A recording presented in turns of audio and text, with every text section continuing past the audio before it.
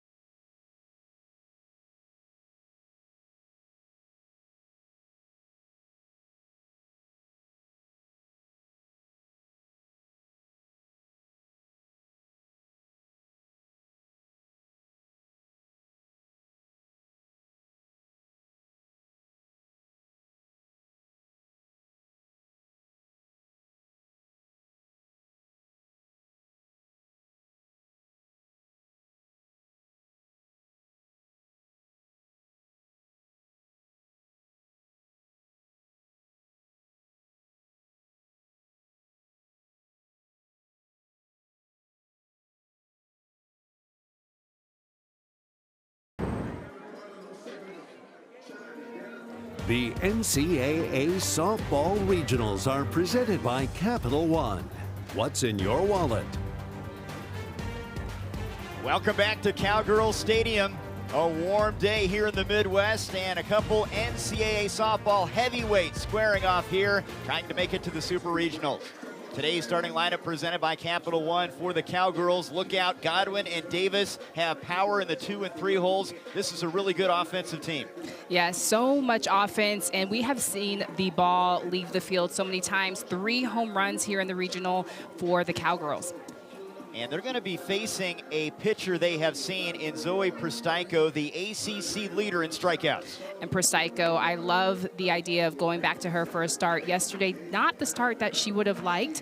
Hung a couple pitches, but today I expect her to hit more corners, moving the ball a little bit more around. You can see what she has done in the regional.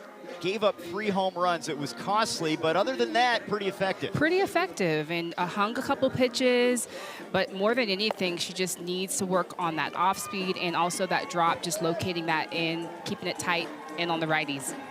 9 8-strikeout games for the Southpaw, first team all ACC, and in the spotlight here in front of a raucous crowd. The deck will get busy out in left field with their noise, and They love Cowgirls softball. Both of these teams hope to get to Oklahoma City this year. They've had tremendous success through the years, but neither made it to the Supers a year ago. Yeah, so both of them having a distaste in their mouths of just being super motivated to get it done. Claire Tim to lead things off, lefty versus lefty, and we're underway as she fouls the first one off, and that one will roll over the chalk and into the field of play, and she's out. It was initially foul, but the ball rolled back in, and that's out number one. Okay, so this looks like this was all because of the wind, or just no, maybe it might have been of the wind. It's really windy here today. I'm sure we'll talk about that, but Claire Tim swinging first pitch, but that's off the knob of her bat. That rolls back in, and that is unlucky. Spin probably, but also maybe the 25-mile-per-hour winds you're talking about. Gusts up to 38 today. Their wind advisory is in effect as you look at Carly Godwin, who is swinging a hot bat. Fouls off the first one. It's been a factor all regional, the wind, and really gusting today. If you get the ball up high in the air, look out. OSU had 3 home runs against Stanford. There's a look at the flags.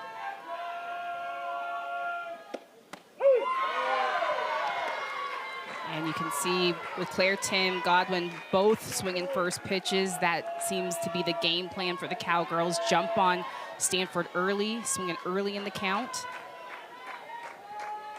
Godwin has been her best in postseason play for the Cowgirls. 6 home runs, 17 driven in her postseason career.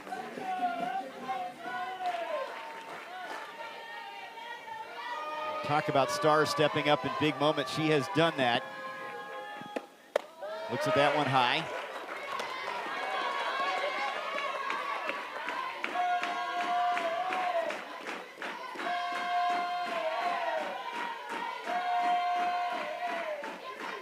Godwin has 9 home runs, including the one against Stanford, a 3-run shot here in this regional.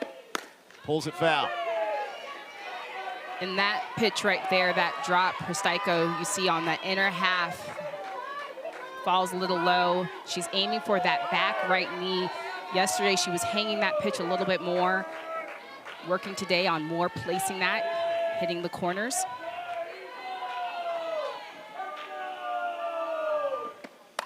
Two fouled straight back, right on that. Godwin with the swing.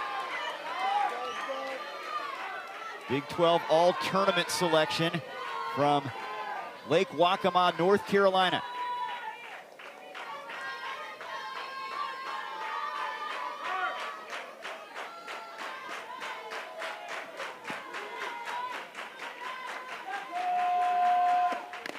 Got a piece of that one.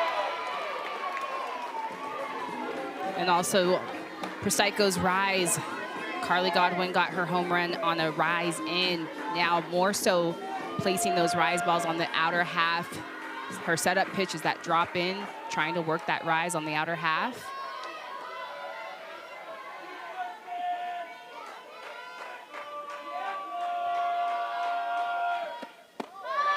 That one just misses.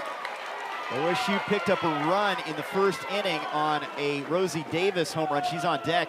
How important is it for Zoe to get off to a good start here in this game? It's just setting the tone. It's setting the tone because you see how aggressive the Cowgirls are up at the plate. Trying to settle in, set the tone. 9th pitch of the at-bat, driven and foul down the line as Godwin gave that one a good ride. Godwin's so solid, just seems like just one of those competitors that you'd want to play with.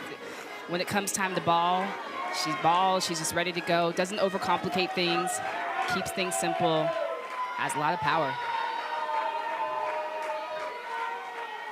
The pitch from the sophomore. Ball 4. Godwin's on.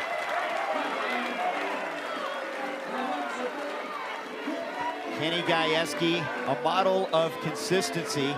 6th time in 7 seasons, OSU has hosted a regional, 5 Women's College World Series. A likable guy, the players love him, and this community loves him.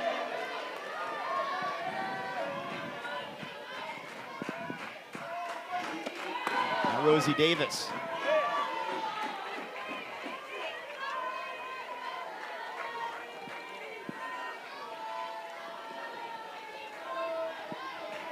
The roles seem very defined, especially top of the order for Oklahoma State. Psycho really pounding and trying to establish that outer half a little bit more than yesterday. She was coming in more on hitters' hands, the righties' inside corner. 1-1 misses.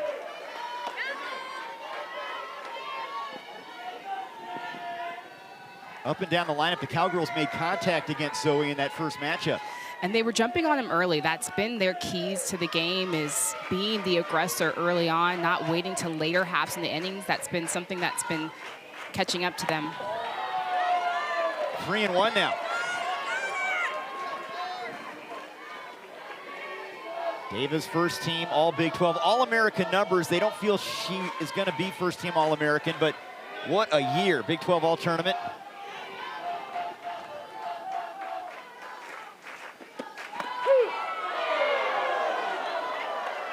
That's a big pitch right there for Prostaico. And just beautiful location. I mean, just in these first couple of pitches, you can already see Prostaico's adjustments from yesterday.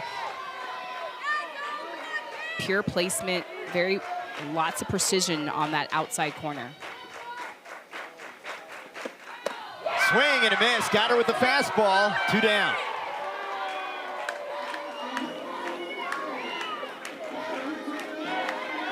Just take a look at the placement of Prostaico's rise ball. This is on the outer half. Great spin. She's spinning it through the zone. It's a big K. That is 202 strikeouts for number 44 this season.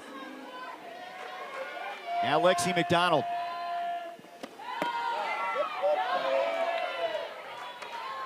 Cowgirl tough.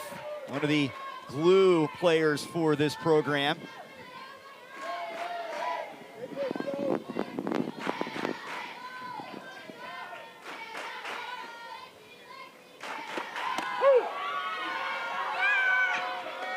Lexi McDonald is definitely the energy boost. She gets this team going. She's got this infectious personality where the Cowgirls just follow her.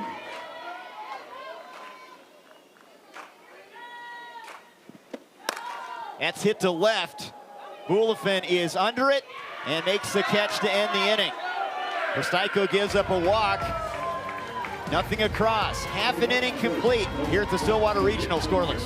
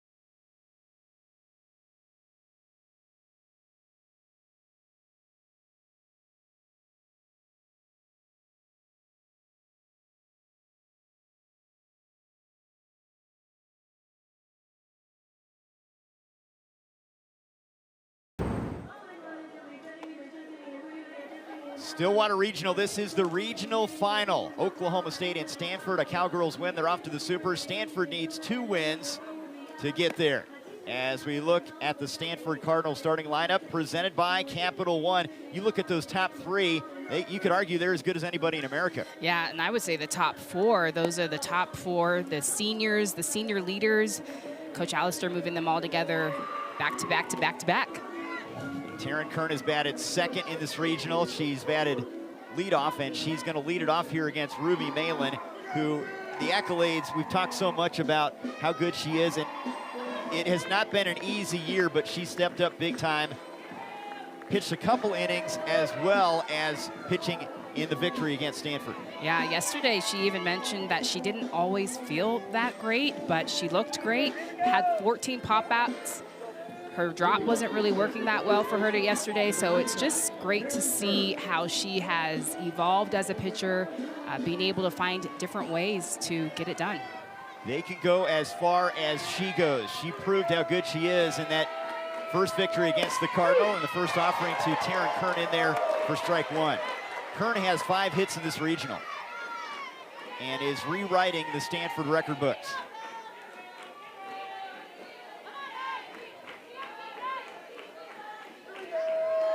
Those are real numbers you're looking at right there.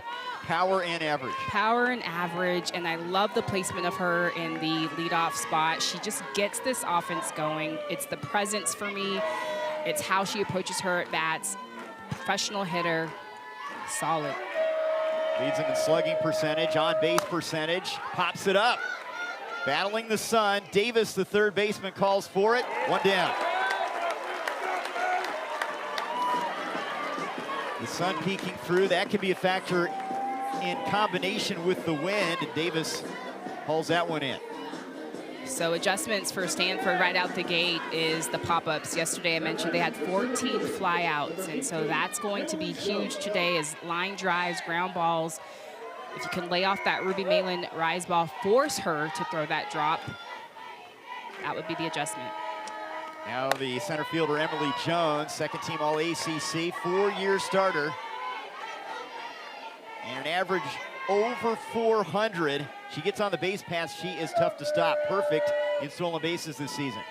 We're in at the corners. As a defender, she's got to drive you crazy. I mean, is she going to lay one down? She's the ability to drive it as well.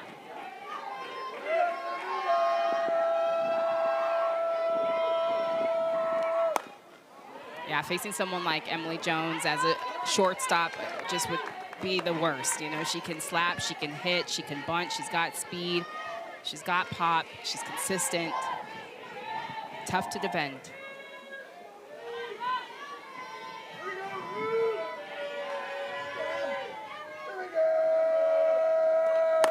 Two-one, hit in the air to left center. That's well hit, and that ball's out of here.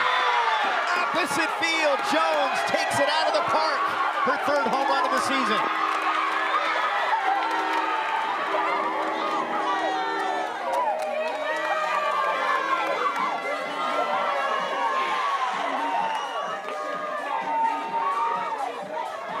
Just chills. These seniors have just been the heartbeat. Emily Jones just jumping on this rise ball, the adjustment of just trying to get behind it, flatten something out, get behind it, hit the line drive, let the wind work in your favor. Emily Jones coming up huge in the bottom of the first. A sense of urgency, 6 seniors. You talked about them being the core, stepping up in a big moment here. Now, Kira Chan, senior from San Diego. Talked about her home runs already in this regional. Hitting an even 400 this season along with the power game.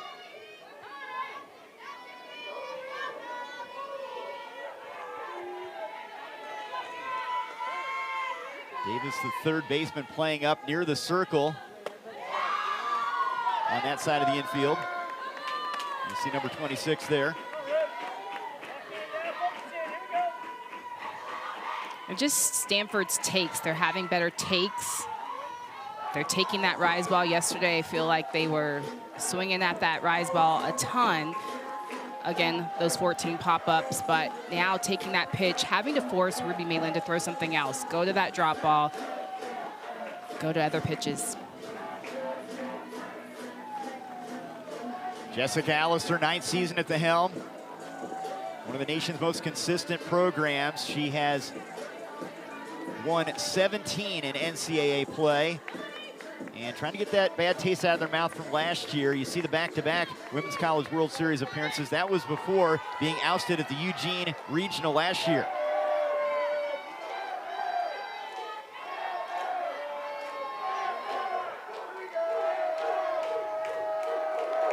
2-0, hit hard to center, and Warsop is there. 2 down. And Emily Jones and Kira Chan just hitting these on the money. This is a big out, and that's all you can ask for, is being a loud out, hard out, especially with this wind. Anything can happen in this wind. So some good adjustments for Stanford.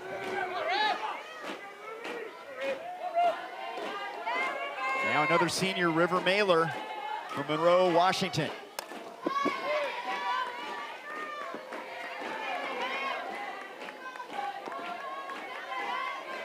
You've been there, the sense of urgency. This is it. You're a senior. You've had a storybook career, many of them. You don't want it to end. And Stanford really focused here in the first inning with their senior leaders. And I love that move from Coach Allister. Like, these are the heartbeat of my team. I am stacking them all at the top of my lineup. I'm going to have them be our momentum starter. They're the ones that got us here, and they're the ones that are going to push us forward. Yeah, that's the top 4 in the order, seniors. And that bunt attempt foul from Mailer. And Mailer moving up from the 6th spot to the 4. So stacking them together. But again, another athlete, just versatile. She's got speed, slap, hits, runs. We've seen her do all of them throughout this regional. Another hitter, hard to defend. She leads the Cardinal in postseason appearances. This is her 27th postseason game. Right back over the circle. Second baseman Godwin has it to throw just in time. Barely getting Mailer. Godwin with the throw at the bag. Will they take a look at this? Nice try. Excellent speed down the line, and that chopper gave her an opportunity. Stanford wants us to review that. This plays under further review. Stanford challenge. John Baca is home plate umpire. Liz Hammerschmidt, Michael Hers, Josh Forberger around the infield. Here it is.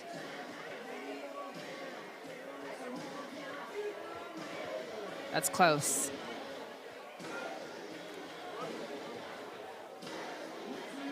Ooh, that's close. I almost feel like she hits the front part of the bag, so that's what makes it deceiving. So right there, her foot is on the front part of the bag. Again, base running 101. This is huge. You want to touch the front part of the bag, and that to me is what makes me overturn this call. Liz Hammerschmidt calling out at first base. There's another angle. Yep. Ball's not in the pocket of the glove yet. I think she beats it, and it's not even a tie. You know, I would say tie goes to the runner, but I think she beats that out by a hair. Emily Jones' solo home run has given Stanford the lead here. Stillwater Regional Final. The Pokes can get to the Supers. And a date with the winner of the Lincoln Regional. If they win this one, Stanford needs 2 wins. They'd like to force a Game 7.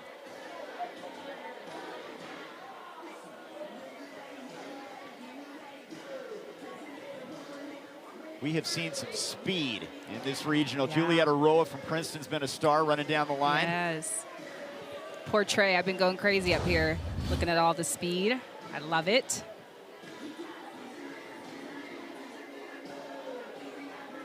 Yeah, I think she gets in there.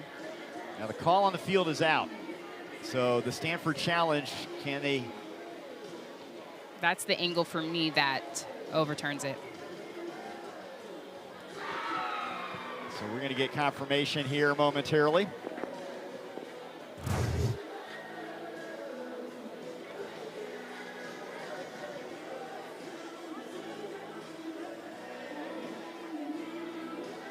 Will the Stanford challenge be successful?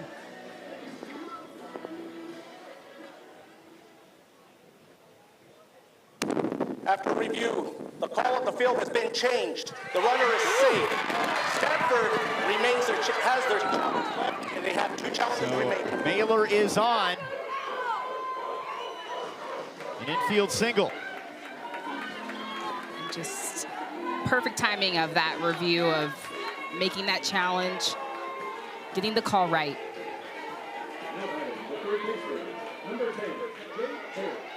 Now Jade Berry, who has had a productive season, has a chance hitting in the 5 spot in the order. Third team All ACC, their RBI leader. She's done that 2 straight years, leading them in runs batted in. She also has 18 doubles. She puts one in the gap here.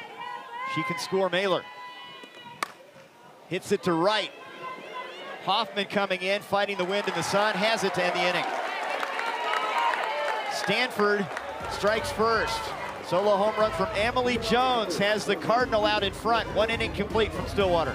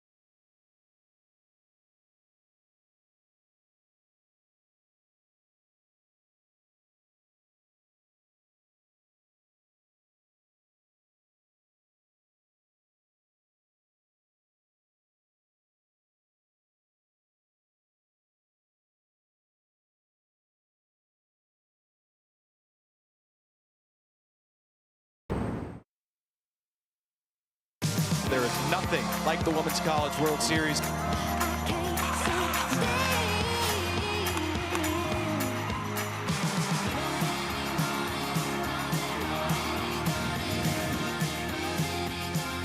The Women's College World Series returns to OKC. The action begins Thursday, May 28th at 12 Eastern, live on ESPN. For more info on the Women's College World Series, visit NCAA.com, the home for all NCAA championships. And a bit of a surprise here in Stillwater. Zoe Pristaico, after pitching in the first inning, is not in the circle. Alyssa Houston is out there. Yes, and I am just as puzzled as all of us are after that first inning. And is it an injury? Did something happen? Is it just to give a different look? We know that Pristaico can come back in, and that has been something that they've been playing around with, is just trying to minimize her innings to give different looks. So I don't know if this is part of the strategy or if Pristaico is injured or hurt. Houston has started and been a reliever. She went 3 innings in their victory against Princeton the first game matchup in this regional. Junior from Benton, Arkansas, has been sharp since her return from injury. Amanda Hasler leading things off. So talk about the different look, how different Houston is here. Different look. Houston definitely more of a power pitcher, more speed, upper 60, 65, 66. She'll go up in the zone as well, but just more speed, a different look in terms of her velo. Facing Amanda Hasler, who is an RBI machine with 61, one of the great seasons in OSU history, the DP for Oklahoma State.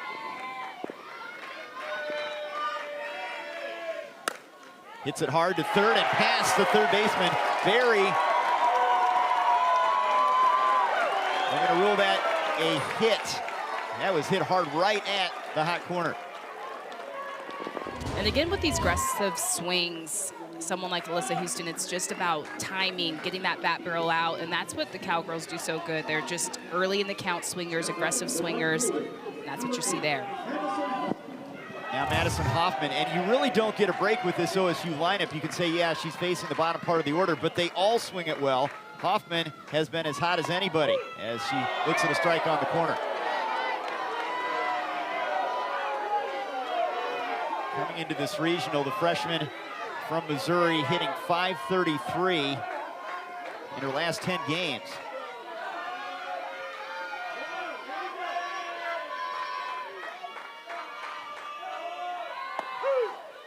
Shows a bunt, takes a strike.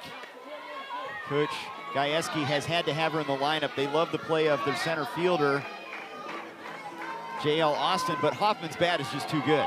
Yeah, she's just been one of the hottest bats right now. So Coach Gajewski just trying to figure out a way to continue to keep her in the lineup. 1-2.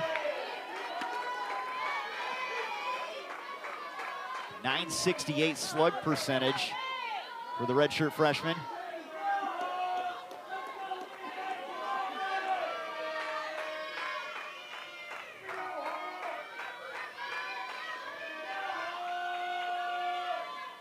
And a strikeout for Houston. That's got to calm her nerves a little bit as she comes in relief here in the second inning. And Alyssa Houston, you'll see her mixing that rise, she'll mix in that screw, she'll go back and forth between the two, but picks up her first strikeout with that screwball.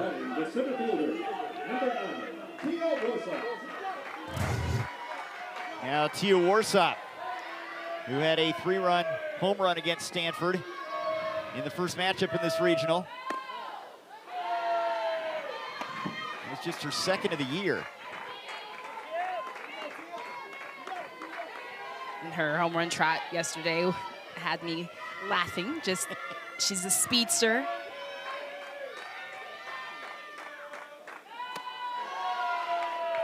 Northampton, England. Here's a look at that trot you're talking about. And just off the bat, she knew it was out. And just her excitement and her pure joy, just speeding around the bases, but walking it on in. Yeah, she was a sprinter until the last few feet when her teammates found her at home plate. And presents a different problem as they crash in on the corners. Her ability to play small ball for OSU.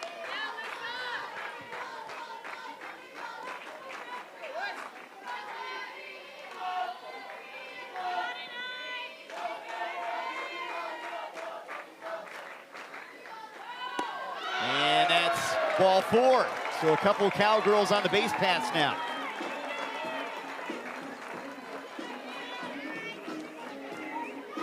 Melissa Houston just needing to find those corners, rely on her movement. She's got a lot of movement with that rise in the screw, so she can rely on that movement, rip it through the zone. The injury this year kind of set her back. Last year she was 15-2, second team All-ACC. But has really been pitching well of late. The trip to the Super Regionals on the line. Oklahoma State can get there with 1 win. Stanford needs 2. Winner will get the winner of the Lincoln Regional. We kind of anticipated this maybe being the matchup, these two NCAA mainstays, and this is exciting. I know I can sense that the postseason vibe you had at the start of this regional, it's just gotten more intense as it's moved on. I know. Poor Trey just has to hear me and hear my excitement. Just, this is the best time of year, and definitely here in this regional, anticipating these two teams and both of them just postseason powerhouses. And so it's sad that we've got to send one home. Audrey Schneidmiller now, the catcher, ball 1. Talk about Schneidmiller and Lexi McDonald being a couple of the glue players for this program. She was Big 12 all-defensive team behind the dish this year.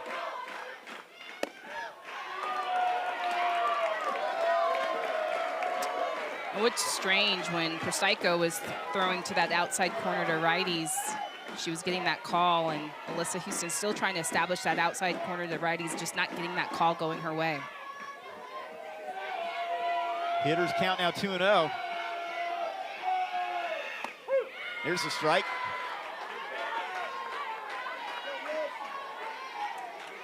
She's a strikeout pitcher, 150 last year.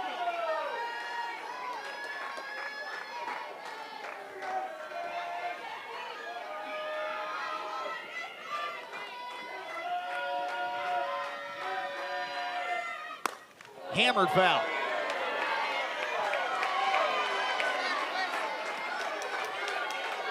I'm just thinking maybe the strategy for the Cardinal is if they went up early was to change the look as soon as they could, because just interchanging the two, because Prostyko and Alyssa Houston have such different looks.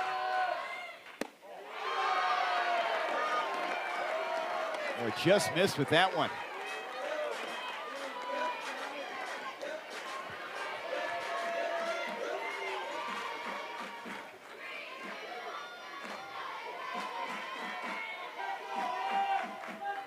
Payoff pitch, ground ball to short.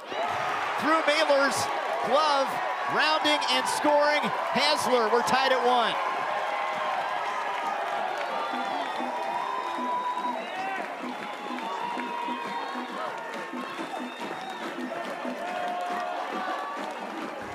And this is a hard hit ball from Audrey Schneidmiller.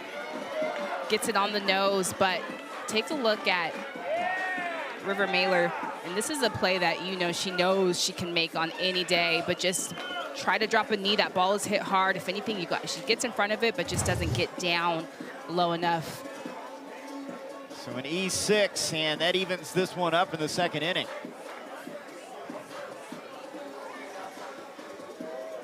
Only one out, and it also gives Oklahoma State the opportunity to maybe get the top of the order to the plate in this inning.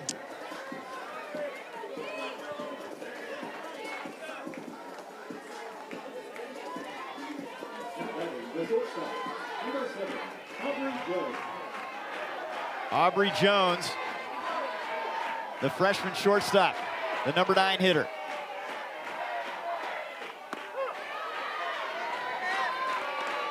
Nickname Sauce by her dad. Her sister Jaden on the OSU roster, transferring over from Virginia Tech.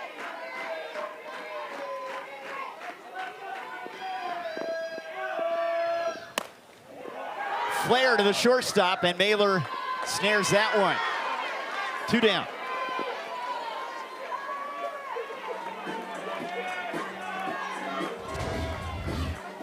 Just good positioning here with Mailer. Big out, number 2. We will see the top of the order, Claire Tim. She grounded out her first time up.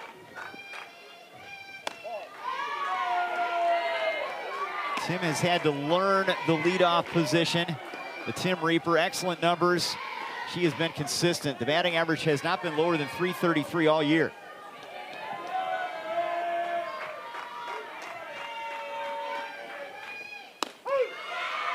Yeah, and her first at bat, swinging that first pitch, that's been one of the things that she's been trying to embrace as a leadoff hitter. Is she almost feels like swinging at that first pitch is forbidden. But just still trying to find her own in that leadoff position, still knowing that she can still be a steady Eddie. One hopper, Kern has it, takes it to the bag unassisted to end the inning. OSU does get a run, helped out by an error. It's 1-1. Bottom of the second coming up.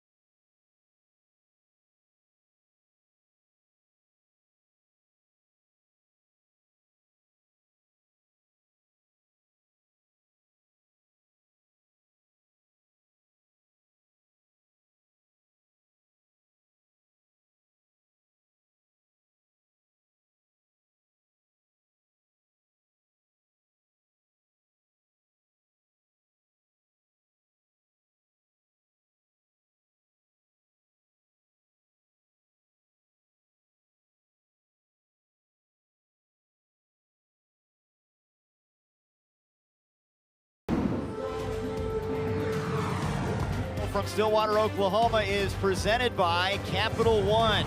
One of these two teams will head to the Supers against the winner of the Lincoln Regional. Tickets punched so far, SEC. All of them. All SEC tickets punched. Bama and Texas 1 and 2. And the Super Regionals will start on Thursday. This is a Big 12 ACC matchup here.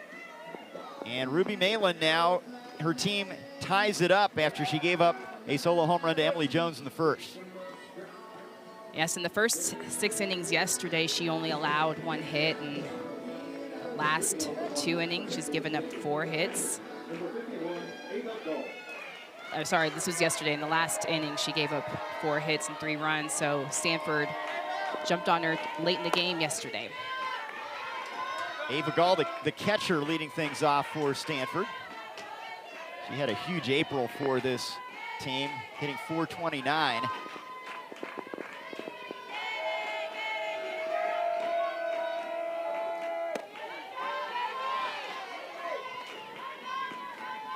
A lot of postseason experience. Played in the Women's College World Series. Hit a home run against Oklahoma State her freshman year.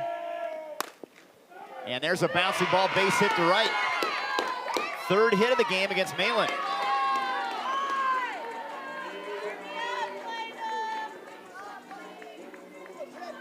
Do you see anything different from Ruby Malin versus the first matchup between these two?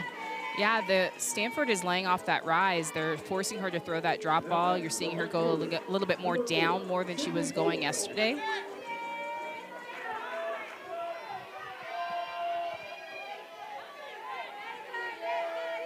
Sydney Boulafin now, the sophomore from Parker, Colorado, looks at strike 1.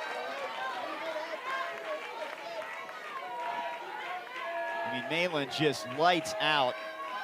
You talked to the coaches about how important the win was in Bedlam against Oklahoma. She has been a star since that point. Did have the loss to Arizona State in the Big 12 tournament, but as good as anybody in America. Yeah, it seems like that Bedlam series is where she flipped a switch. Just in the start of that game, it was like a physical switch. She got behind on Kai Miner and right from then struck out the side.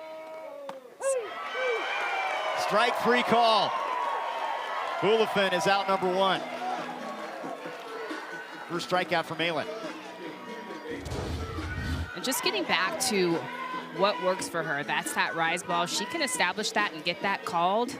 That's going to be a tough pitch to lay off of for Stanford.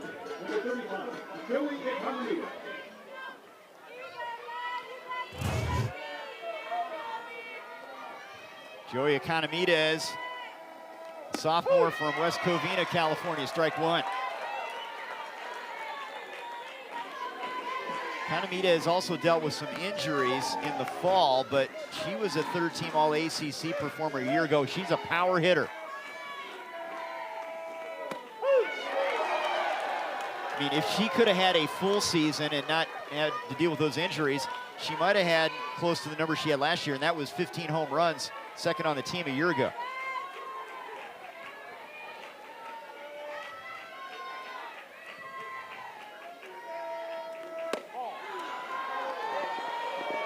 You can definitely see her working that drop. That's 2 back-to-back drops. Wind continues to blow. Gusts as high as 38 miles an hour expected here in Stillwater. Grounder hit to short. Jones flips to second for 1, on to first. Double play, 6-4-3. Jones to Godwin to McDonald. And the orange-shirted Cowgirls turn 1 to keep this one even. And the Cowgirls getting it done on defense. A Jones, Godwin to McDonald, double play to end the bottom of the 2nd.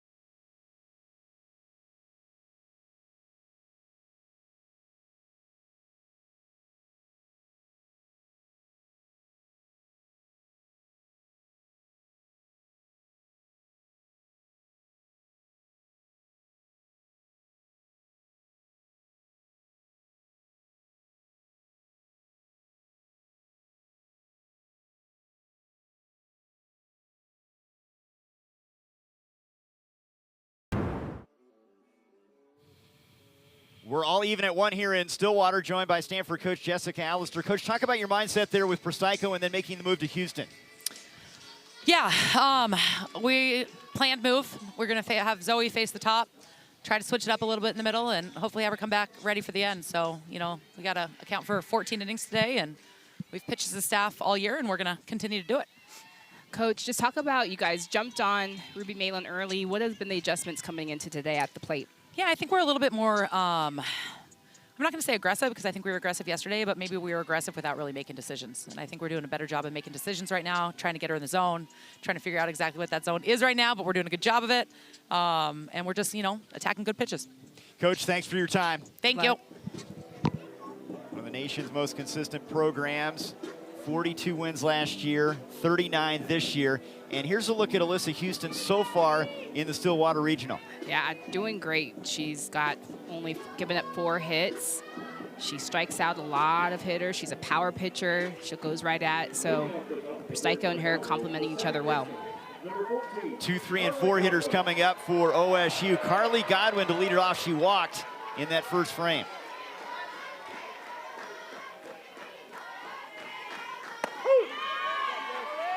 Good pop on that fastball from Houston. Godwin has started every game of her career for the Cowgirls.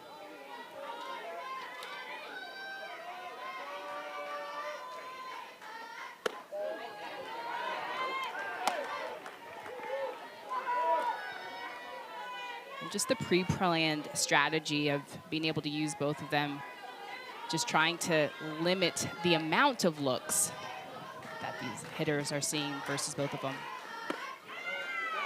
So the next question for me, at what point do you make that move? Is it a feel thing, or do you have that planned out ahead of time? I'm sure she has it planned out, how many times they come through the lineup. So maybe as they come through a 3rd time, the bottom of the 2nd time the lineup is facing them, maybe bringing her in 3rd, 4th inning. Do you dictate it on score? If you had a lead, you might look at things differently versus if you're behind, maybe?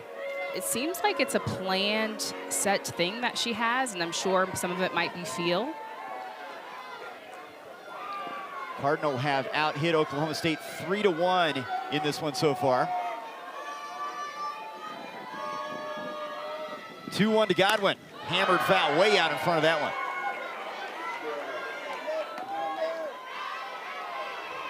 But you think as a hitter, you know, if I'm the Cowgirls, you're preparing for both of these pitchers. And so in your mind, it's kind of, you know, a bring it on. It doesn't matter, but I think there was an element of shock of how fast she changed them. So that might be a factor. That's hit hard to center, right at Jones. 1 away.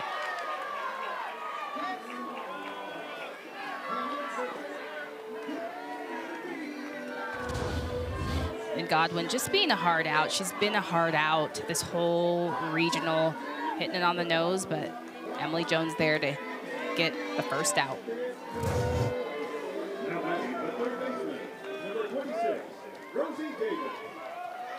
Rosie Davis, number 2 to Godwin in terms of starts in her career at Oklahoma State.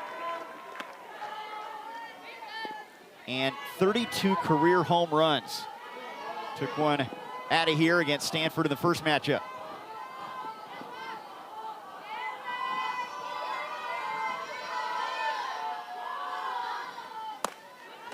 Slow roller, Shepard charging, 2 down. Looks like Houston has settled in now.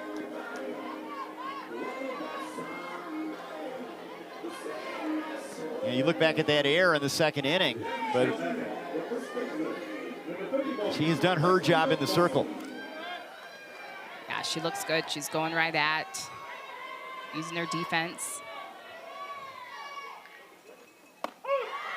Lexi McDonald, we talked about her being Cowgirl tough, and she had an honest conversation with Coach Gajewski, which I thought was a highlight this week. He just said that her honesty, just saying, look, I want to play. I'm coming into your office. I'm going to talk to you face to face, and I want to get out there. And he appreciated that. Yeah, you know, some coaches say that they have that open door policy, but may not really have that open door policy. And he really appreciated the fact that she was able to come in and say, hey, coach, I think I can really help this team. And gave her an opportunity, and they haven't looked back. They put her back in the starting lineup March 27th, and she has rolled since that point.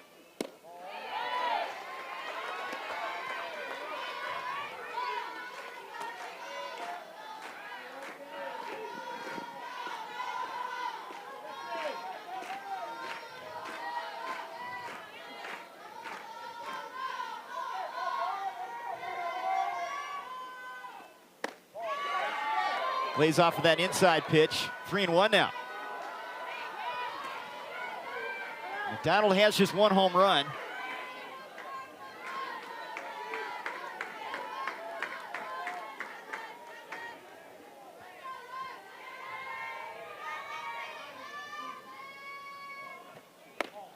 And ball 4.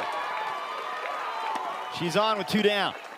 Yeah, I just look at that pitch and trying to figure out, where does that miss?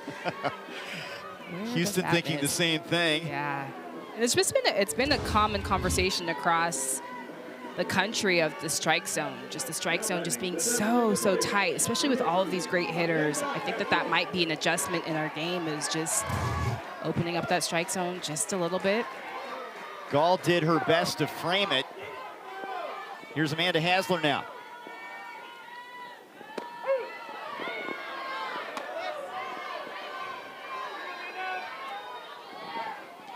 Pulled it, singled, and scored the lone run in the second. From Avon, Connecticut.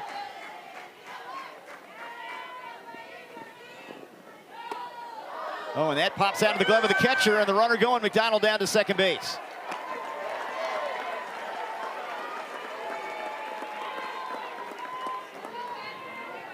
So an opportunity now for Oklahoma State. Just take a look at this pass ball. This gets caught in Gall's glove. Just drops it. And if you're an Oklahoma State fan, this is who you want up there. 61 runs driven in. She has been fantastic with runners in scoring position. Just a big swing. When she gets a hold of it, it goes. I think that ball on Friday is still going. Yeah, I think it is. I think I saw it earlier today. So much power.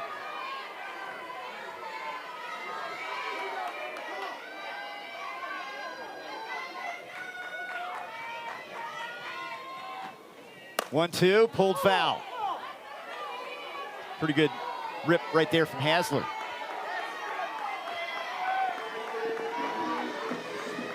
She has fit very nicely into the number 5 hole in the order. She has a couple grand slams this year. That helps out the RBI totals. She's hit 13 home runs this season.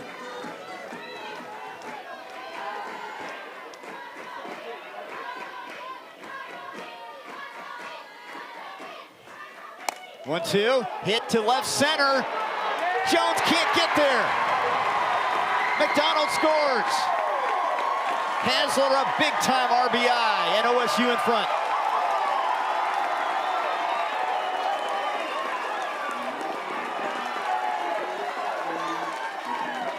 Her 100th career RBI, a big one. And Hasler just doing what she does, just so consistent with runners in scoring position. That's her 62nd RBI, and just so much power into the gap. That gets the Cowgirls up 2-1. Great effort from Jones as she extended to try to get there to no avail.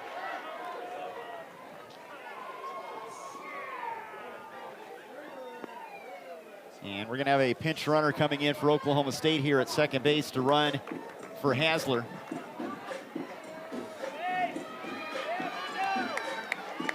Give him some speed on the base pass. It's Macy Graff, the senior from Aledo, Texas, Mississippi State transfer.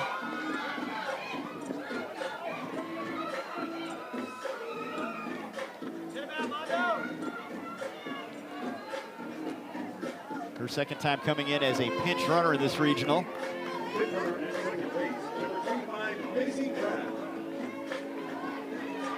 And Madison Hoffman with an RBI chance now.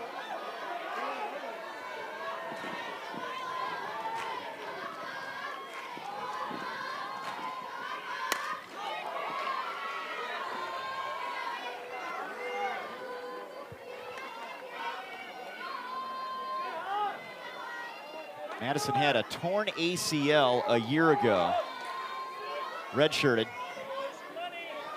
and has stepped up big time. She has brought toughness to this program.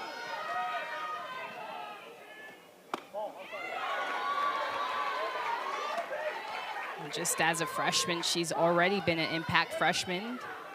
Coach Gajewski just trying to figure out ways, just how can I get her more ABs? Utilizing that hot bat.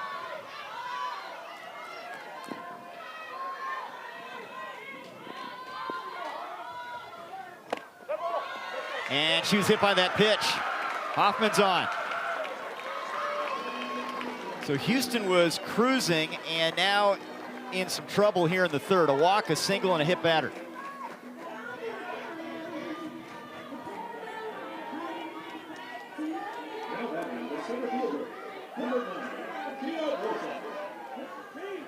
And we're going to have a conference in the circle here.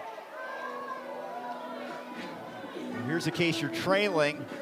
Do you go back to Pristaico or stick with Alyssa here, hope she can battle through it? Yeah, I would stick with Alyssa in this moment. Just hope that she can battle through it, trying to extend us, get us later in the game, counting on our offense if I'm the Cardinal, knowing that we've got some of our big hitters coming up when we come back. You're getting to the bottom of the lineup. You've got Shepard, Kern, Jones, so still early in the game. So hoping that Houston can extend her innings a little longer. Well, Kenny Gajewski has gotten a great effort from one of his stars, Amanda Hasler. Single run scored in the first, and then an RBI single here, or in the second inning actually, and then the RBI single here in the third.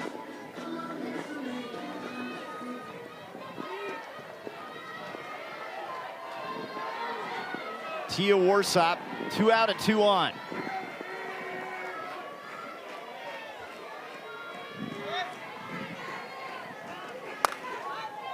Out of play. One of the fastest players on the team.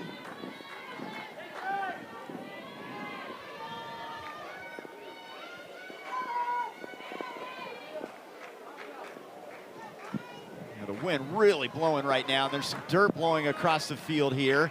And the second base umpire, Michael Hers, making sure everybody's okay. Dirt into the eyes of the shortstop, Mailer.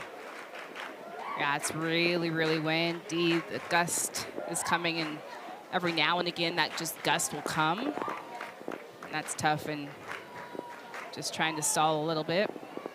Again, a wind advisory here in the Stillwater area, and it is gusting big time right now. We heard up to 38 miles an hour.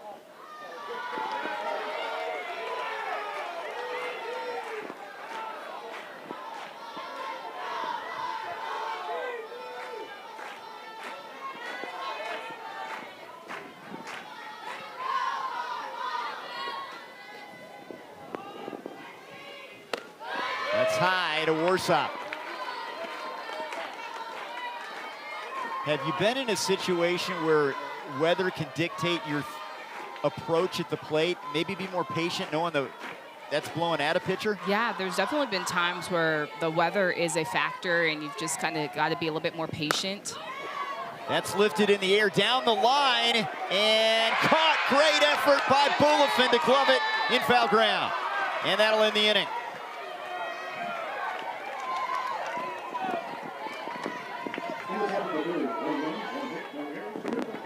And if this doesn't pump you up, I don't know what does. A diving catch from Bulifin to get the out number 3 for the Cardinal.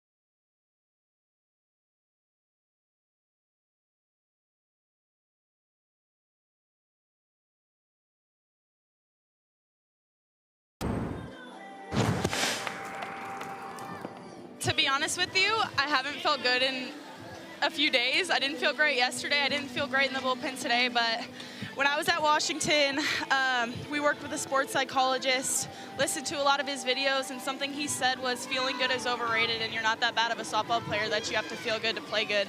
So I always keep that with me. That's something I take away from there, and I didn't have to feel good and have my ace stuff to go out and compete. I wasn't perfect, but trusted my defense, trusted our offense, and it worked out in our favor. That was a win in the first matchup for Oklahoma State against the Stanford team. 6 scoreless innings before they finally scored against her, but she looked pretty good. When she feels well, how good can she be? Exactly, and that's what we were saying is like she looked great, but I think that that's such a great lesson for all of the young athletes. Ruby, I'm coming for your spot, but just for the young athletes to hear that you don't have to have your best stuff all the time. You can figure it out, and that's how good Ruby Malin is. It just shows her maturity, shows her growth, and her emotional and mental growth as well. 28 wins this season as she faces the number 9 hitter in the Stanford lineup, Addison Shepard, the second baseman. Graff now in left field. Tim is in right field defensively.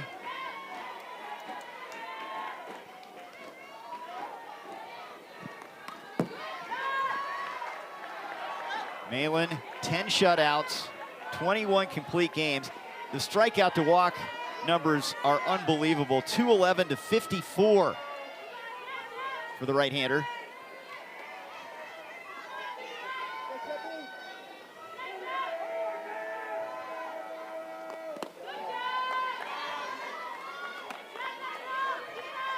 Stanford struck first. Emily Jones home run, but single runs in the second and third for Oklahoma State to push them out in front. OSU needs 1 win to get to the Super Regionals.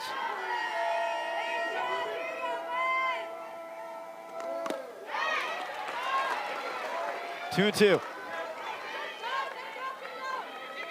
And on that first night, we saw Ruby Malin go into the bullpen after her pitching and working on that drop, just trying to feel a rhythm, knowing that eventually she's going to have to go to it. We're seeing it a ton today. Wasn't feeling good yesterday with that drop ball. And the strikeout. Second of the game for the All-American. Just her ability to change, to not have that feel good, to just be a workhorse. See that drop ball there? Gets Addison Shepard. Top of the order, and this is a matchup of 2 of the best in NCAA softball. Ruby Malin and Taryn Kern. She got Kern to pop up first time up. One of the best hitters in Stanford history. She's on pace to be their slugging percentage all-time leader. Has had 5 hits in this regional.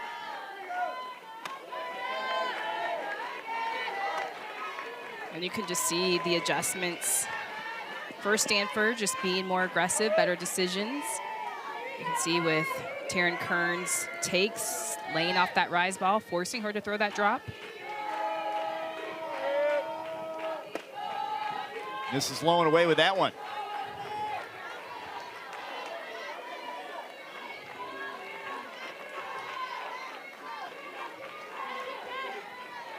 Fueled by that loss in the Big 12 tournament.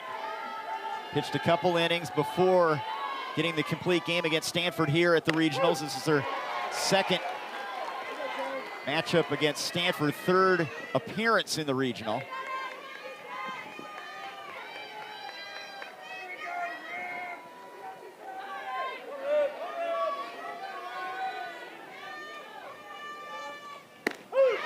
Full count now to Kern.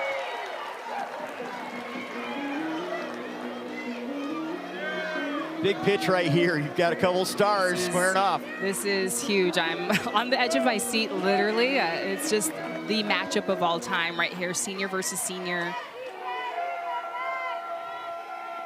Payoff pitch, strike 3 called on the inside part of the plate. Back-to-back Ks. And again, I cannot stress it enough. Ruby Malin, just a workhorse, just knowing, hey, I'm going to have to rely on this drop ball. It wasn't feeling good yesterday. I'm going to have to come back to it, and gets a big, big back with the strikeout with the drop ball. Kern now hitless in her last 5 at-bats, and that was power against power right there. Here's Emily Jones. In at the corners at first and third. Her ability to play small ball has you with your head on a swivel defensively. Yet she hit a home run her last time up. Bit of a surprise for a player that is not a power hitter. A lot of that has to do with the wind really blowing out now to center field. But I think it's just the decision making, being selective, pitch selection, timely hitting.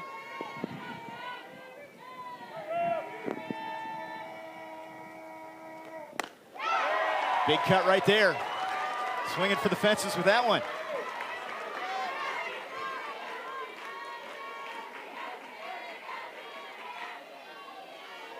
The emotional leader, number 66, she has channeled it. They lean on her, and that's why they've had such a great year. It's been a hard year, and it's been a joyful year. An interesting combination there. It's fun all around. I mean, so much parity in the game right now. It can be anybody's game on any given day. And she strikes out. Jones striking out the side. Ruby Malin, the 3-time All-American, showing why she is good and is hopeful this team will make its way to Oklahoma City.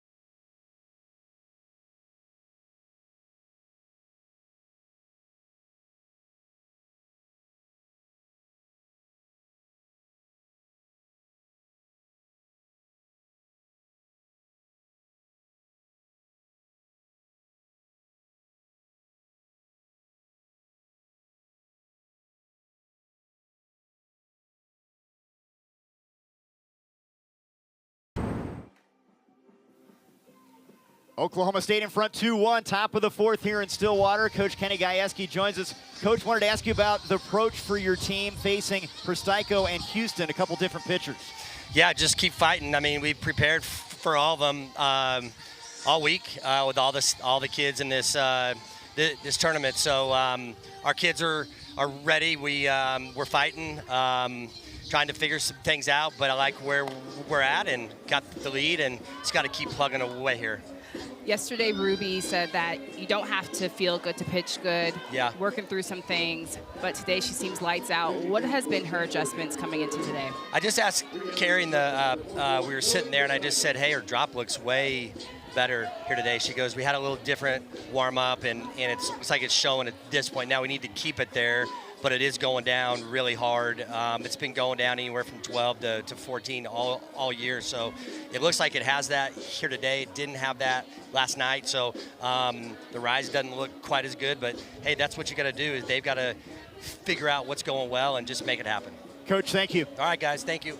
2-1 game, as expected. Impressive performance from both as they go back to Zoe Prestico now. Started the game, went an inning, allowed just 1 walk, no runs across. Houston goes 2 frames. Now back to Prestico here, the ACC strikeout leader. Yeah, and I love this strategy. Just giving the Cowgirls different looks. And these two pitchers, Houston and Prstyko, have been the workhorses for the Cardinals, so they love to interchange them. There's no problem with that. Audrey Schneidmiller up there, the catcher batting in the 8th spot in the order. She reached on an error by the shortstop Mailer first time up.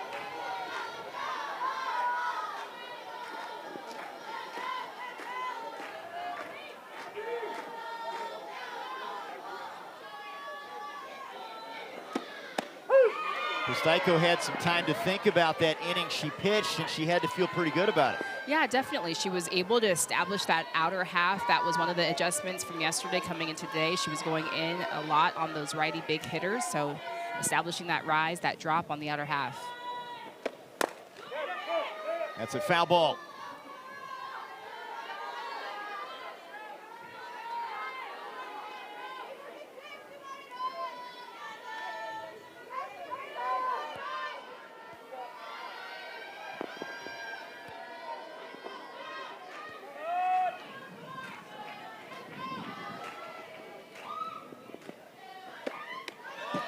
It's upstairs to Schneidmiller. Count runs full here. And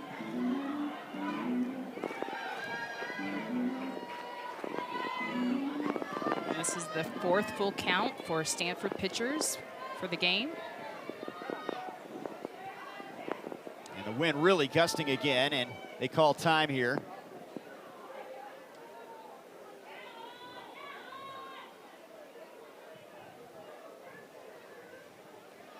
Not just the wind, but the dirt that blows across the park has been a factor in the eyes of the defenders.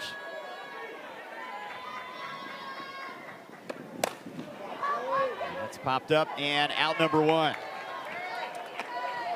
We welcome you to Stillwater, Oklahoma, Stillwater Regional. This is a regional final. Congratulations to Nebraska. The winner of this regional will take on the winner of the Lincoln Regional. Oklahoma State needs 1 win to get to the Supers. Stanford trying to win this and force a Game 7. Ruby Malin, the All-American, facing a couple Stanford pitchers in the circle. First it was Zoe Prstyko who's out there now. They went to Alyssa Houston for 2 innings.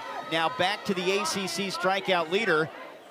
1-run game. She's facing the number 9 hitter in the Oklahoma State lineup, Aubrey Jones. And Natasha, an interesting way of approaching things for Stanford with the 2 hurlers out there. Yeah, it's been Stanford's strategy. They started Prstyko after her facing them in the 1st inning. They come in and bring Alyssa Houston just to give a different look, trying to shorten up their innings just a tad bit so that the Cowgirls don't get too many looks. Couple NCAA mainstays, but only one can advance to the Supers. Aubrey Jones fouls that one straight back. Both ousted in the NCAAs last year, and both have that kind of bitter taste in their mouth. They feel like things go well, they can make a run at it. Wide open field this year maybe in the NCAAs. So much parity across the country. Both of these teams, it's crazy that we have to send a team home. But both of them just mainstays. They're powerhouses. The expectation is to be playing at this time of year, to be standing up in Oklahoma City. Jones, Big 12 all-freshman pick from Gaylord, Michigan. 2-2 is fouled off. The wind is a factor here in Middle America. 25-mile-per-hour winds, gusts up to 38, a wind advisory in effect. And you can see it has affected everybody at the park. Yeah, it's pretty windy. We've had a couple moments of pausing just to try to let the wind pass by. Full count now. And we have seen a lot of wind-aided home runs. We have a home run from Emily Jones, not a home run hitter for Stanford. That was the first run in the 1st inning. You get it up there in the airstream, it's got a great chance to get out of here. Yeah, and that's just been one of their big adjustments from yesterday. They had a lot of pop out, so trying to use this wind in their favor, getting behind the ball a little bit more. Jones fouls that 3-2 pitch off.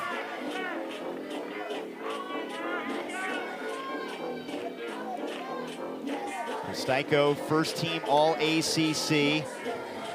She's been a starter, she's been a closer, and Coach Allister mentioning to us they're going to try to manage this. If they have to win 2 games, they're going to have to use both of these pitchers a lot. Right, so this is who they got for today, and so going back and forth with them, being mindful that they are here to play 2 games, so using them efficiently. And a good AB for Aubrey Jones. She's on with a 1-out walk. First inning, Jones with a surprise home run. Stanford striking first, but in the 3rd, after tying the game, Amanda Hasler drives in a run. Jones couldn't come up with that in center field. That gave the Cowgirls a 2-1 lead. Yeah, it's been going back and forth. Cowgirls immediately answering in the top of the 2nd after the Cardinals scored in the bottom of the 1st. Now Claire Tim will lay one down. It's a beauty, and it's a throwaway. Into the corner, and the runner's now at 2nd and 3rd. Tim's speed pays off there, and OSU has something cooking here in the 4th. And I love this decision from Claire Tim to put down this bunt, just sacrifice herself a little bit, put some pressure on the Cardinal defense. Perfect placement. This is a tough play for a first baseman coming towards the line, having to fully turn around as a lefty. Putting the pressure on. Stanford lost to FSU in the ACC tournament. That ended a 15-game winning streak, but they went through the elimination bracket to get to this regional final. This is what has happened so far.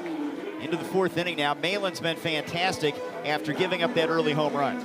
She's been fantastic, and just so many adjustments that she has made coming into today. Yesterday, she was fantastic. She had 14 pop-outs, mainly going to her rise. We know she is predominantly a drop ball pitcher, has implemented that rise. And again, just trying to figure out different ways to get to Stanford. Sacrifice bunt and the throwing error by Prstyko, and the runners moving to 2nd and 3rd. And here is Carly Godwin, who has been a menace in postseason play. 6 home runs, 17 RBIs in her postseason career. She hit a 3-run home run against the Cardinal in the first matchup here at the regional.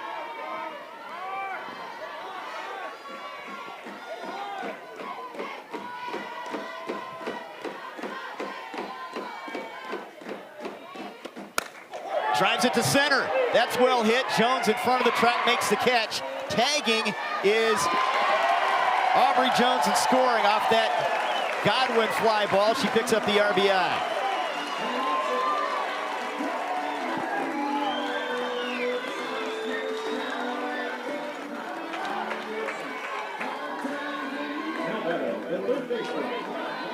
Carly Godwin just continuing to be a hard out. That is a productive out, a sac fly, hitting it hard to center field. RBI for Carly Godwin. Now Rosie Davis, who has put up All-America type numbers. 2nd team All-NFCA, 1st team All-Big 12, part of the All-Tournament team. Their number 3 hitter with an RBI chance.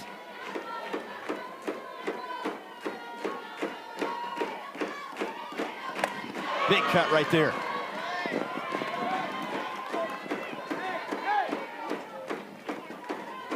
And Rosie Davis, just one of the most feared hitters in this lineup. Her kryptonite, chasing pitches. So keys for her, seeing it down in the zone.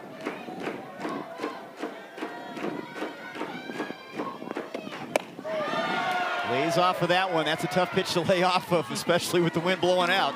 But good adjustment, good adjustment.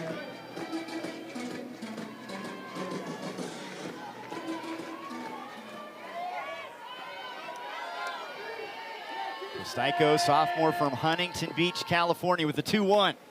Foul back.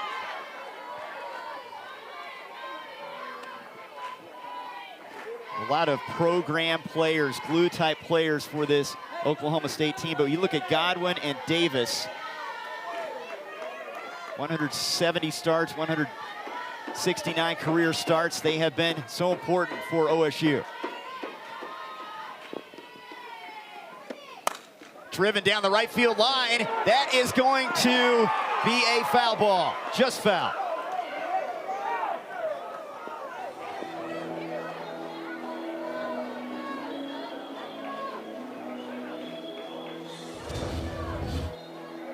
And Kira Chan just has a long way to go on this ball, but just that decision of if you dive or let that bounce, but that definitely is a foul ball. But as an outfielder, you just got to make that decision. If you're going to dive, go for it. That going into the right field corner, it's a tough play. Long way for her to go to make that catch anyway.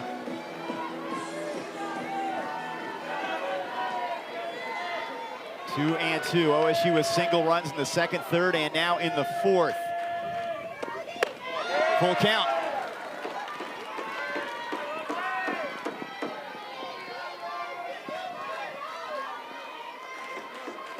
Nebraska will get the winner in the Supers. This is the Stillwater Regional, the final. OSU needs one win to get there. Stanford needs two.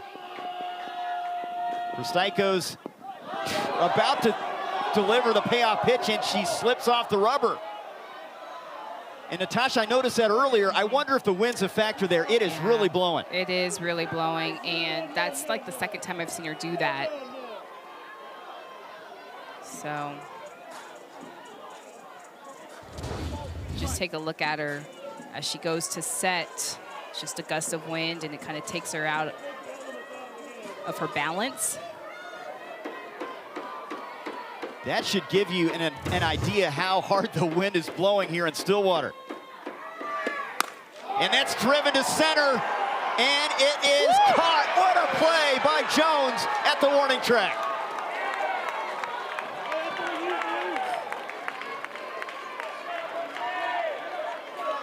Stanford flashing the leather. Emily Jones robbing OSU of a run or two with that one. Fire me up, Emily Jones.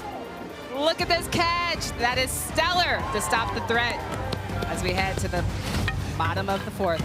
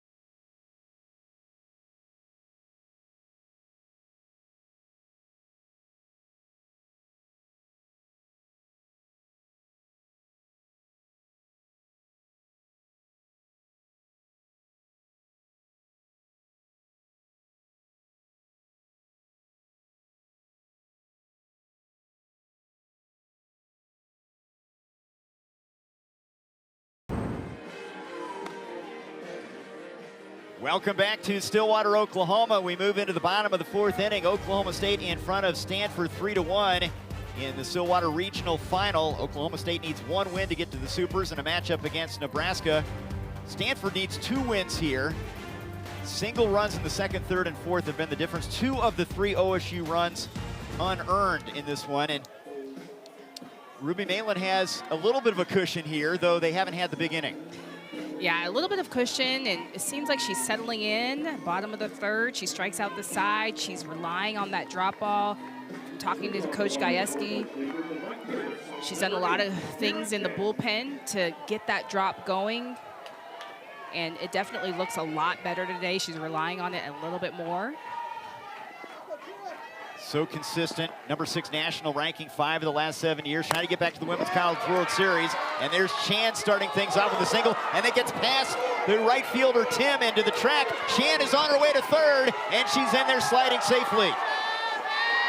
Kira Chan putting a drive to the wall, and Tim had some problems with it. And Kira Chan, the senior, swinging first pitch, just being aggressive, trying to bounce on Ruby Malin a little bit earlier in the count. That's the adjustment. But again, the wind is a huge, huge factor. Again, that was a gust of wind that gets out of Claire Tim, and just with the speed of Chan, she's standing on third. River Mailer now with the infield in. Chan now has 7 hits in the regional. One of the more underappreciated players you feel in NCAA softball. Oh, absolutely. So unassuming. I mean, even just from talking to her, just under the radar for sure. Now the school of thought here, if you're Mailer, it's a 2-run game. She has the ability to lay one down. You'd like to somehow bring Chan in from third or come up with a positive AB here.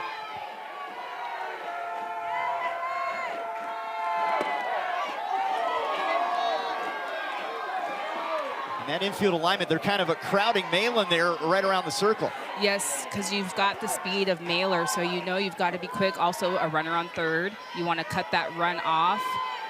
But if I'm Mailer, I'm thinking swinging away, getting something hard to the green. She does, 3-1.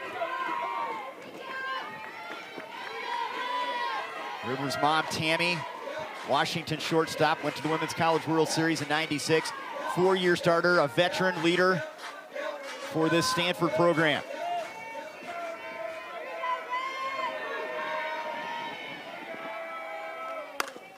Down the left field line. Graff has it, and staying put is Chan at third base, a strong throw in. So I think with the speed of Chan, she should definitely go.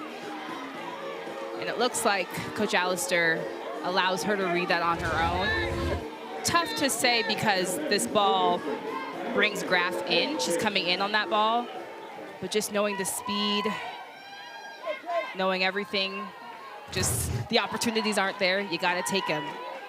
Still early in the game. Here's an RBI machine, Jade Berry, and she drives it right at the center fielder. Warsop makes the catch, throw to the plate, not in time. Sac fly for Berry, and it's a 1-run game.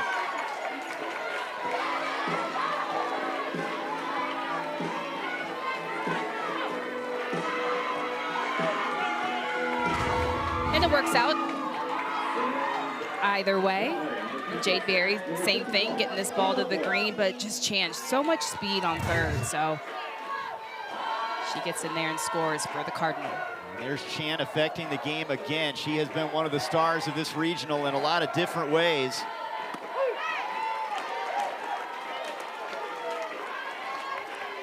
Ava Gall now, who singled her last time up.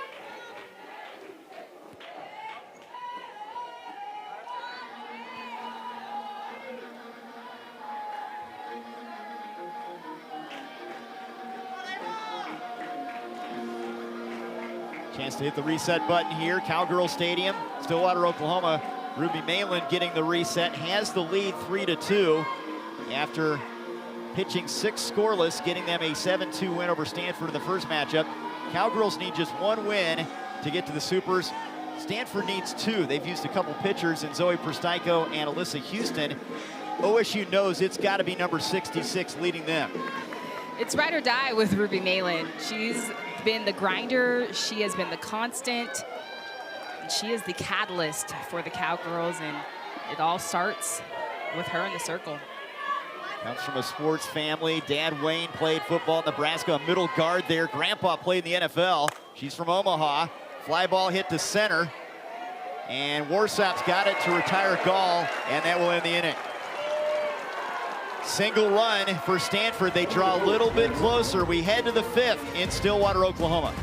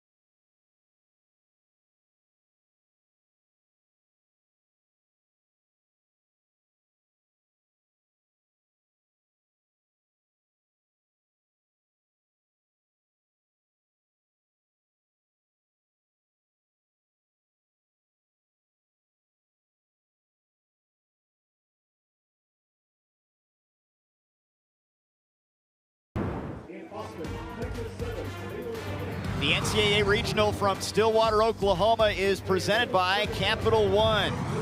A windy day at Cowgirl Stadium in Stillwater, Oklahoma. Regional final here. Stanford working through the elimination bracket as they knocked off Princeton in a slugfest yesterday. This is the second matchup between these two. Malin and company taking care of business 7-2 in the first matchup. Stanford needs 2 wins to make it to the Supers. Oklahoma State just 1. A 1-run lead as Zoe Pristayko. Pristayko has faced the Cowgirls in the first inning and also in the fourth, in between Alyssa Houston a couple frames, and Lexi McDonald to lead things off.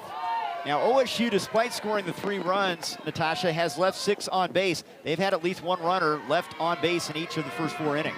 Yeah, for the amount of runners that they have had on base, you would think that they would have scored more runs. They definitely have the bats. A lot of missed opportunities so far.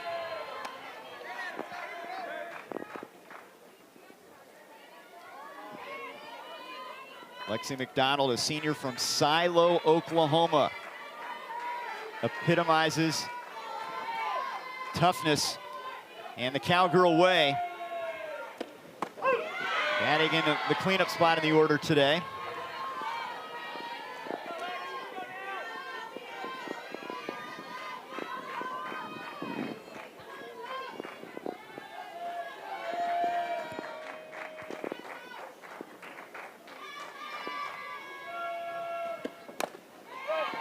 Two and two. And just continuing to see that wind be a factor for Pristayko. Just when she goes to set, it's almost like there's a gust of wind and it's keeping her a little off balance a little bit, something that she's gonna have to fight through.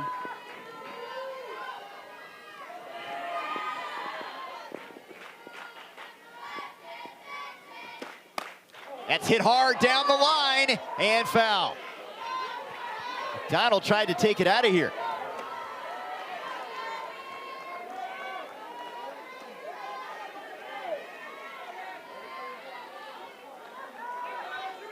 That's just 1 home run.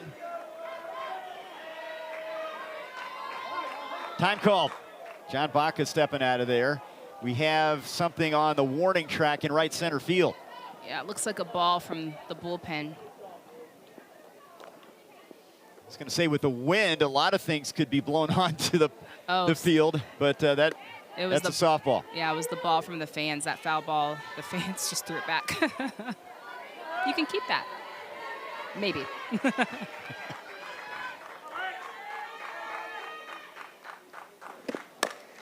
Chopper foul.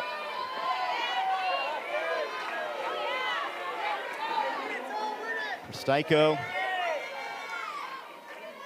has a 5-inning no-no against UC Davis this year, a combined no-hitter as well. Staff no-hitter.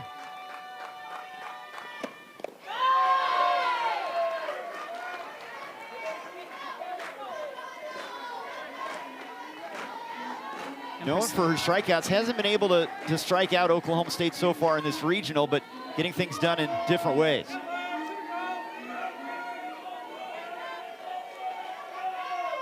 She did strike out Davis in the first inning. And just a dramatic improvement for Pristayko from last year to this year. She's cut her ERA in half from 5 to 2.5, but that's all because of the addition of her drop balls. She's by nature a rise ball pitcher. Her ability to split the zone vertically. Really put a lot of work in after the freshman season, the coaches say. That's hit to left center. Jones can't get there. It tailed away from her and drops, holding up McDonald momentarily now as she's into second base. And that gets the Oklahoma State fans fired up after that hit.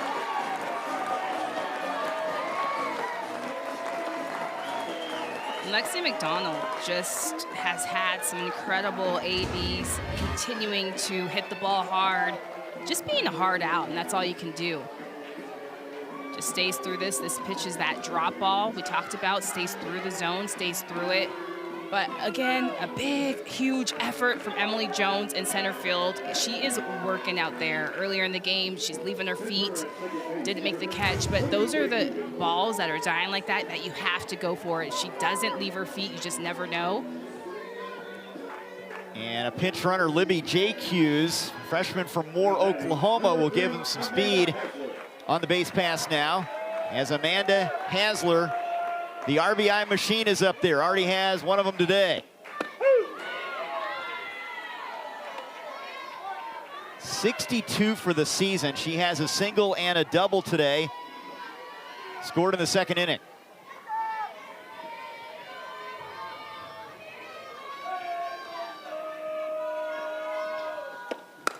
Hit deep to left. That one is gone.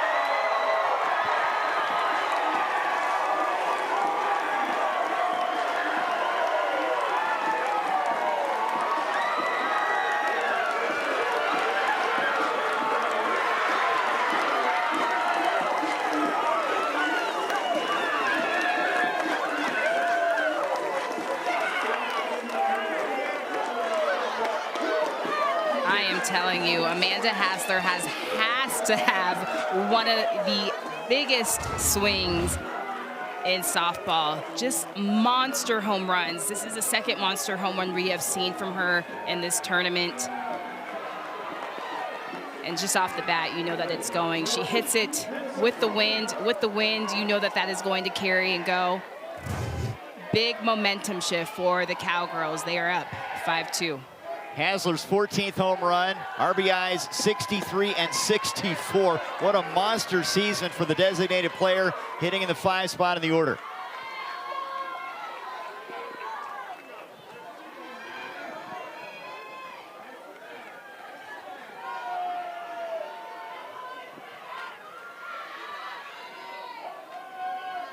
'66 home runs as a team for OSU. Here's Madison Hoffman.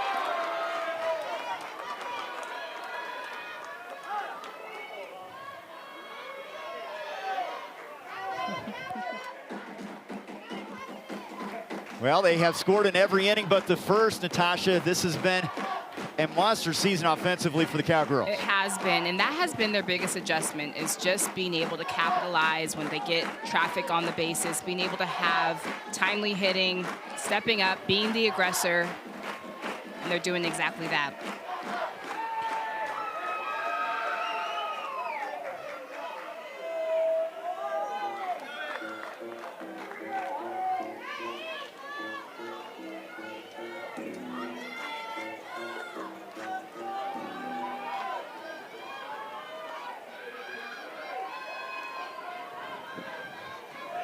This is a tough team to beat here at Cowgirl Stadium.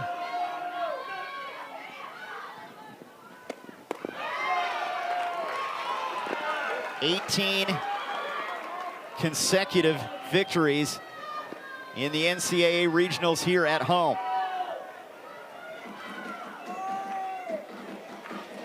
Don't miss a minute of the action from the NCAA Softball Regionals. We'll take you to the best live action on the 7 Innings Live Show on the ESPN app. You can see every game, every big moment on the road to the Women's College World Series, only on the ESPN networks. You have been glued to that show. I know you had your eye on UCLA amongst others. Yes, all of it. It's like Christmas in May. So just being able to turn on the TV, have a live feed, see all the games going at once, it is genuinely a treat. This has been a fun regional. Eastern Illinois, record-breaking season in the Ohio Valley Conference. They had a great run. Princeton, Ivy League record for conference wins. They gave Stanford a battle, but it's come down to Oklahoma State and Stanford here. And Hoffman draws the walk. Still nobody out.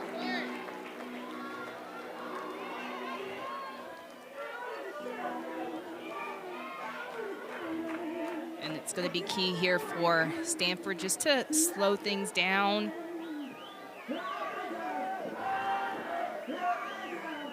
Start to rely on defense a little bit more.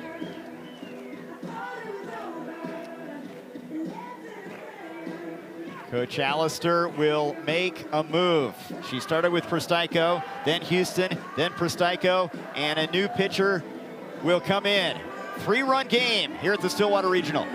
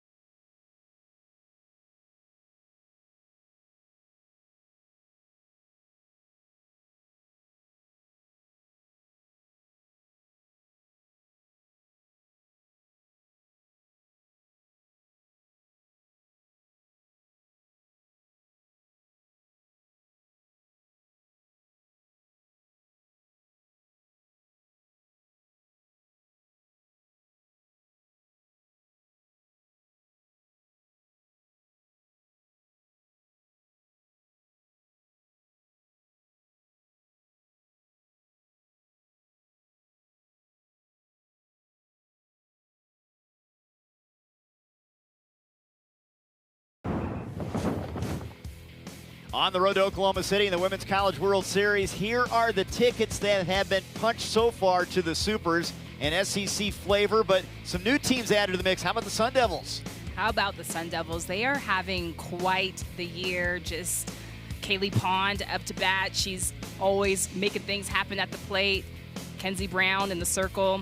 Definitely a team that I expect to see at Women's College World Series. A couple Big 12 teams there. Yes. Big 12 team right here. Oklahoma State against Stanford, and they're going to be facing Ava Bulanti for the first time, freshman from Redwood City. She pitched yesterday in the victory against Princeton. Third hurler used by Coach Allister here, put in a big spot, trailing by 3 runs. And Ava Bulanti, we saw her yesterday, and just a little tempo, a little bit different. She goes with that rise, she has a drop. She'll mix in that change, so just trying to split between that rise and that changeup. Disrupting the timing, giving a different look from the right side. And a couple switches defensively. Pristaico will stay in the field of play. She's in right field now. And Izzy Kakadian will catch for Gall. There's a look at number 44. And they're probably feeling like, hey, we know we need her in the latter innings here. They're just hoping for some run support. Absolutely, and this has been something that they have been practicing, of having Pristaico play defense. We've seen her make some catches. She was all over the place 2 days ago in that Friday game, just making some defensive plays, but this is something that they have worked on to be able to keep her in the game if they need to have some more innings from her as we get down here in the stretch. And Coach Gajewski making a move as well, as J.L. Austin is now pinch running for Hoffman at first base. She's one of the fastest Cowgirls. Now on the bag there. Already 2 runs across in this inning. Austin has been a starting center fielder for this team, provides great defense and speed, and she has a bright future for this program. Big 12 all-freshman pick from Owasso, Oklahoma. Kenny Gajewski really has some defined roles here. He knows exactly where he wants to go, and he knows Austin can be a factor for this team. Yeah, and she's just been great all around. She's got good speed. She's a good defensive specialist, someone he's looking to see throughout the years. She's definitely going to be a name that we're going to continue to be talking about. But just having a role, and she's been playing that role of coming in the later innings, so buying into that. Here's what's at stake. Nebraska punching their ticket, knocking off the Lopes in the Lincoln Regional. Oklahoma State needs 1 win to get there. Stanford needs 2. And the Pokes off to a good start here, up 3 in the 5th.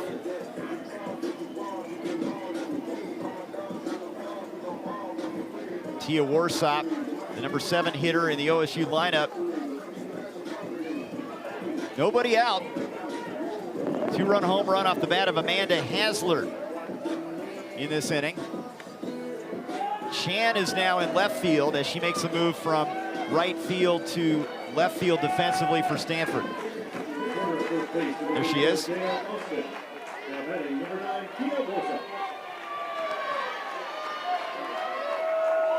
Worsup, great speed as they crash the corners, and she looks at ball one.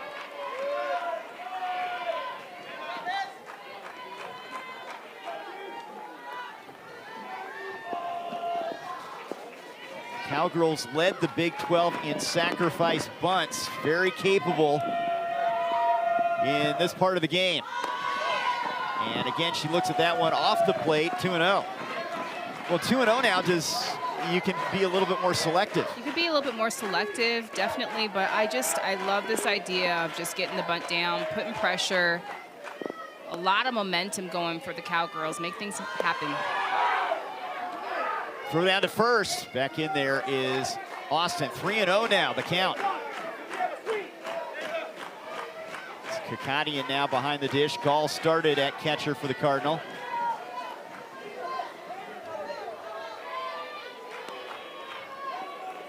Up at first and third, anticipating bunt, and she takes the pitch for ball four. Back-to-back walks, sixth walk given up by Stanford.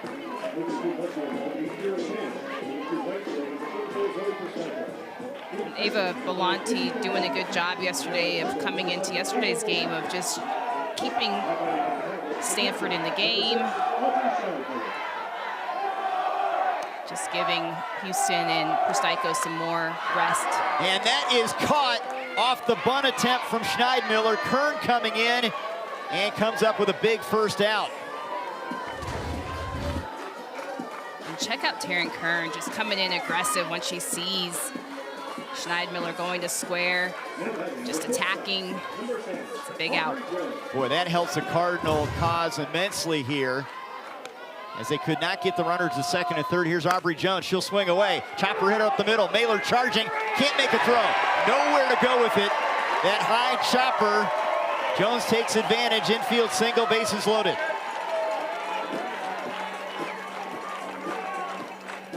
Just good decision for Mailer to charge that ball. Just go attack, go get. But I still think she had a play at one. I think she gave up too soon on that play at one. So now the top of the order, a chance for a big inning for the Cowgirls. Austin at third base. Claire Tim fouls off the first one. We heard from Tim this week from Buena Park, California, nicknamed the Tim Reaper.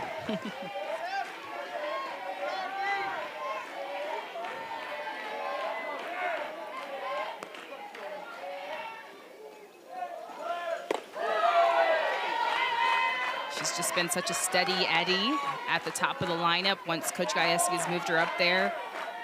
She's just a solid staple, just trusts her preparation. Hits it to right. Grand slam.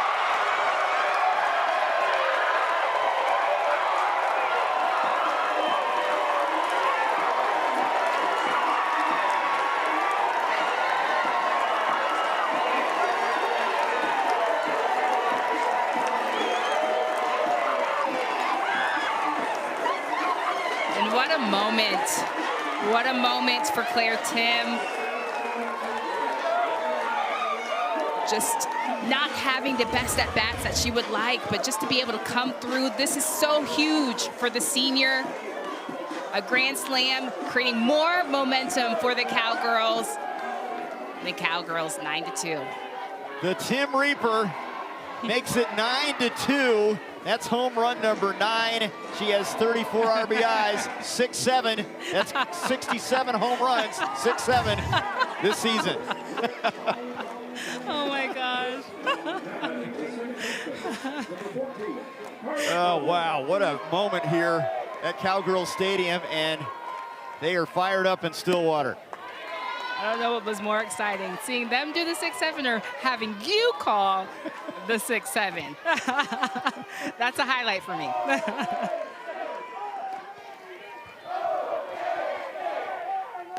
Now Carly Godwin is Vellante tries to shake it off. Mailer at shortstop, 2 down.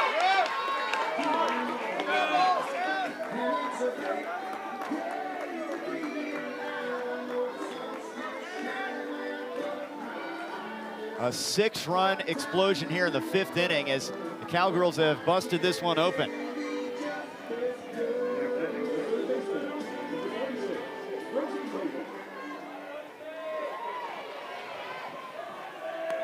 Rosie Davis 0 for 3. They just come at you from so many different angles. If it's not Godwin and Davis, it's somebody else. Yeah, just in the bottom of the lineup, making it happen. Hoffman, that Hassler home run.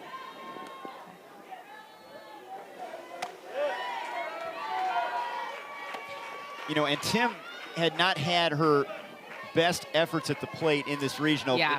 Before that at bat, and boy, did she deliver. Yeah, and that's what I was saying. She hasn't had the best at bats, and just, you know, again, just trying to embrace that leadoff role and just trying to be a steady presence at the top of the lineup. And there's a line drive, and it's gloved by Berry. Great play by the Cardinal third baseman to end the inning. 9 come to the plate, though.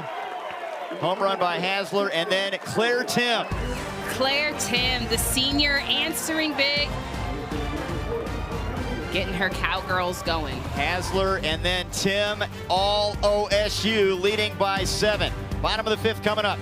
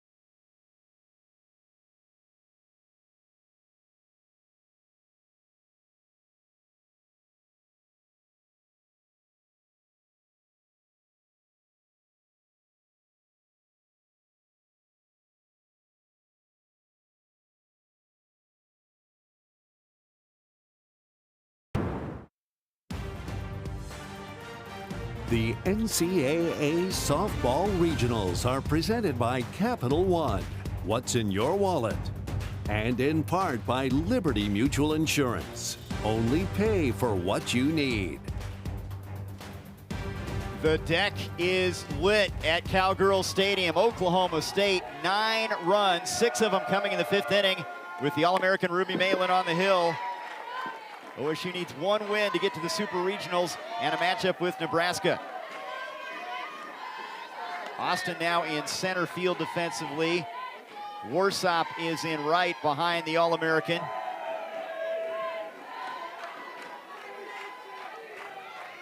Warsop in left field.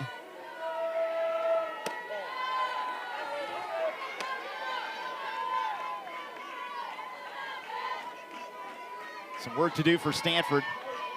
Sydney Bulifin, the number 7 hitter, struck out her first time up.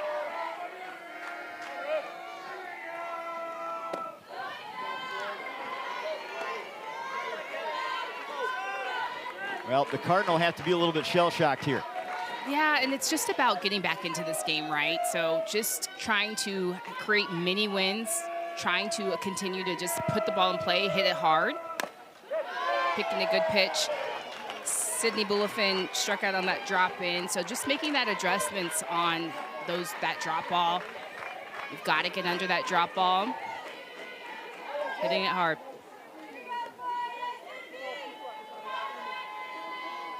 Stanford only shut out once this season. That was a loss to FSU in the ACC tournament. There's a ground ball, the base hit to right for Bulifin to get him started. Yeah, and those are the things that you need. Those are the little mini wins. Hit it where they're not, keep it simple, and using the ground. We know that Ruby Malin is now going to that drop ball a little bit more. So just trying to hit it hard, hit it through.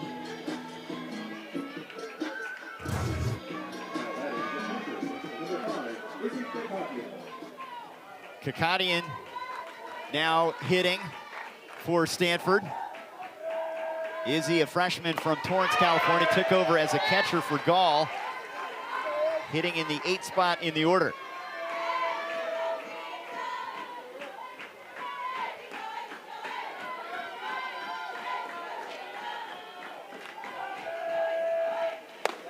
She's had a good freshman year, great athlete.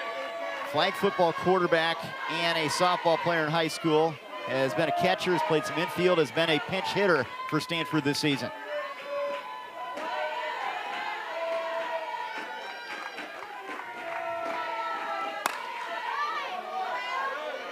You're not going to get it back in one swing, but this is a good enough Stanford lineup, Natasha. They can piece together big innings. Yeah, they definitely have all of the right ingredients in this lineup. They have the speed, they have the power, they can hit for average. So it's just chipping away a little bit at a time. You still have time. It's the bottom of the 5th. And the key is just not to panic. Do what's gotten him here. They've been able to get here by just being themselves and continuing to put pressure on their opponents offensively. 4 Women's College World Series trips for Stanford, 8 Super Regionals. Great history for them. 40, make it 51 NCAA wins in their history.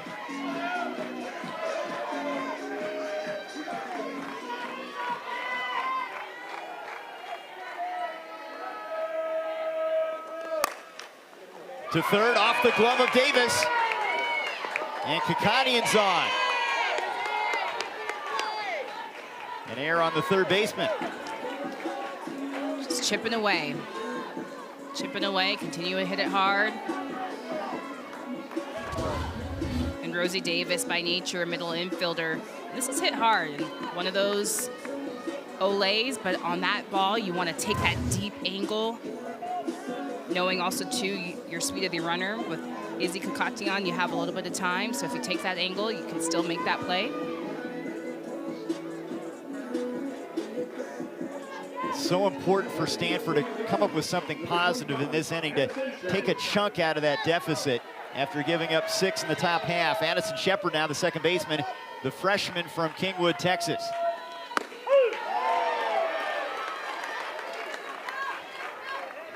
Easier said than done against Malin, who is absolutely, she's been unbelievable throughout the course of the season and has found her groove in the regional after her toughest outing in the loss to Arizona State in the Big 12 tournament.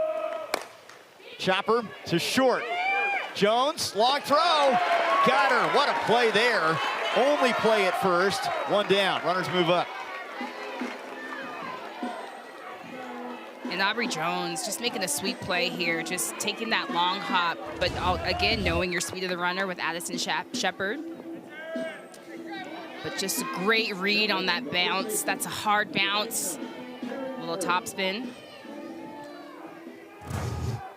Former Michigan Gatorade Player of the Year, Big 12 all-freshman pick, and they're going to have a discussion here in the circle.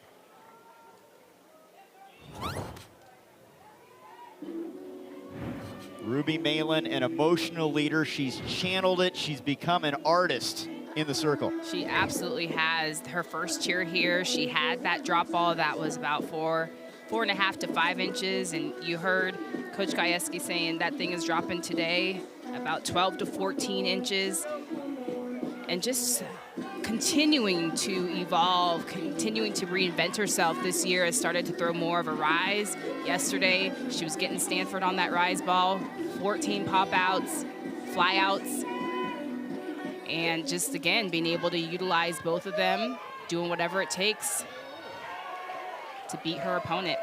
Big 12 co-pitcher of the year, on her way to a 3-time All-America candidate honor as Taryn Kern, one of the top hitters in the country, chases the first one, swings and misses. We have seen this matchup a few times in the regional. Kern actually has not reached in her last 5 ABs, but she's capable of taking it out of here.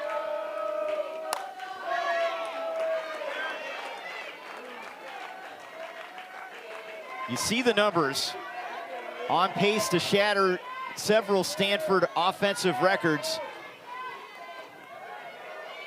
Slugging percentage over 900. That's right now a Stanford record.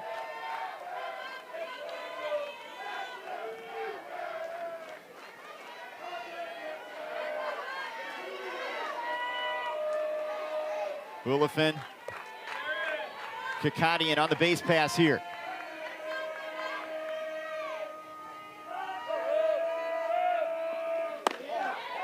Stays away from that one.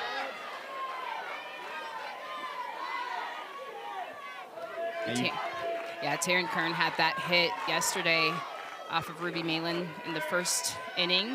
It was a drop on the inner half, and ever since then, she's seen more up. Now you've got first base open, but Emily Jones on deck, then it's Kira Chan. It's really hard to pitch to the Stanford lineup.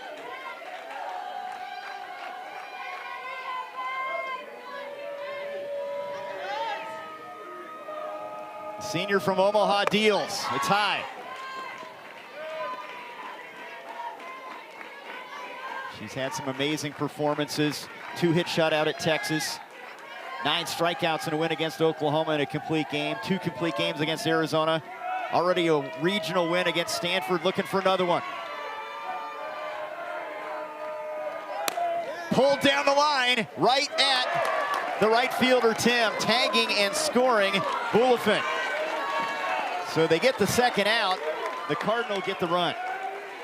Yeah, and just a next level at bat to be able to take her 3-2 after falling down 0-2, Taryn Kern. I think it's just one of the most professional hitters in college softball right now, just being able to be selective, take pitches, just chipping away. Again, this is a hard out. She hits it right at right field, but a productive out, sac fly.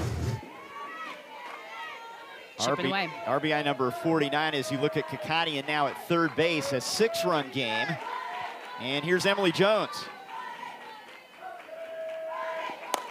First pitch swinging, center field. Austin comes in, she's got it. And that'll end the inning. Only 1 run across in the 5th for Stanford. Malin and company, +6, heading to the 6th inning.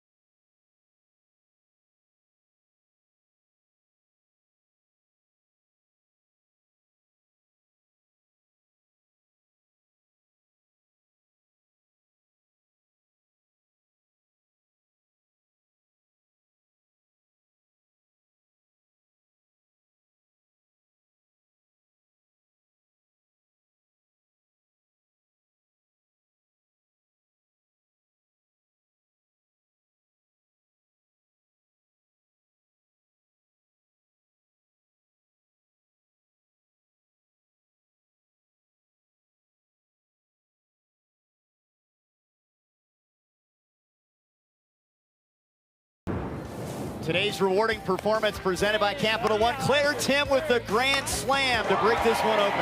Oh my goodness, this has got to feel so good. This is her senior season, just wanting to continue to contribute to this team and keep bringing the momentum to the Cowgirls. Hasler hit a 2-run homer early in the inning, and then Tim putting the exclamation point on things as they played at 6. And they have a 6-run cushion now, batting as the visiting team here, top half of the 6th inning in this Stillwater Regional Final. And 3rd appearance now for Zoe Prstyko. She comes back into the circle.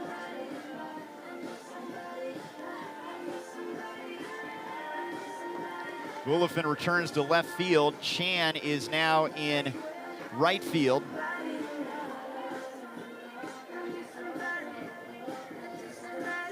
The Women's College World Series returns to Oklahoma City. The action begins Thursday, May 28th at 12 Eastern, live on ESPN. For more info on the 2026 Women's College World Series, visit NCAA.com, the home for all NCAA championships. Great setting here at Cowgirl Stadium, where Oklahoma State has been tough to beat. Trying to get back to the Super Regionals after missing on it last year. Lexi McDonald facing Zoe Prstyko, lefty versus lefty matchup to start off the 6th inning.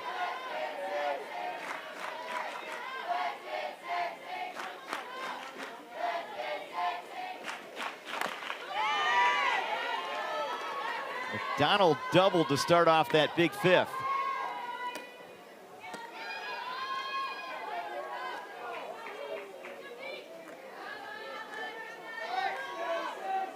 Coach Gajewski, he could not have enough good things to say about Lexi when we talked to him this week. An honest person.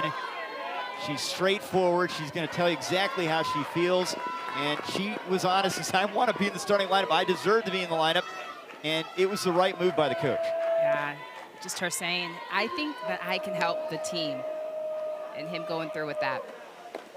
Finding opportunities for her to continue to be a part, and just the energy and how infectious she is and how she just breathes so much confidence into the rest of the team.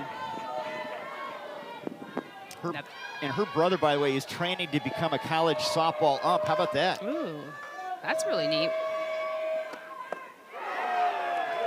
And she's on here, draws the walk to open up this frame.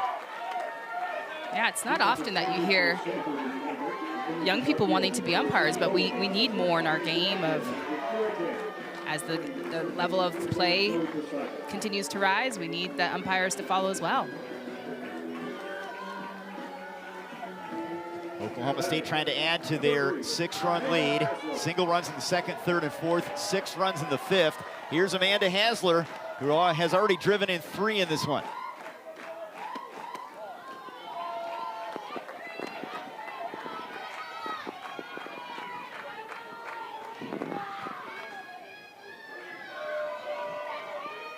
Leads them in RBIs, 5th in the conference in that category. Again, an OSU win. They're off to the Supers. Stanford needs 2 wins here. Looks like a big uphill climb. They've got to erase this deficit and then win another one, but it's never out of the question. Great program, the Cardinal. Yeah, it's never out of the question. And Psycho just needing to have a little bit more precision, a little bit more command and control with her pitches today. That one will go to the backstop, and moving up the base is McDonald. So you just would have to imagine just, you know, going around. Obviously, this is something that they prepared for. You see her in right field. She's coming out, but just not only mentally trying to stay in it, physically trying to stay warm and have your best stuff.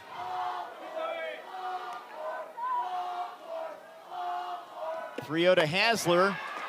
Misses, and she's aboard for the 4th time. She has a single, double, home run, and a walk in this one.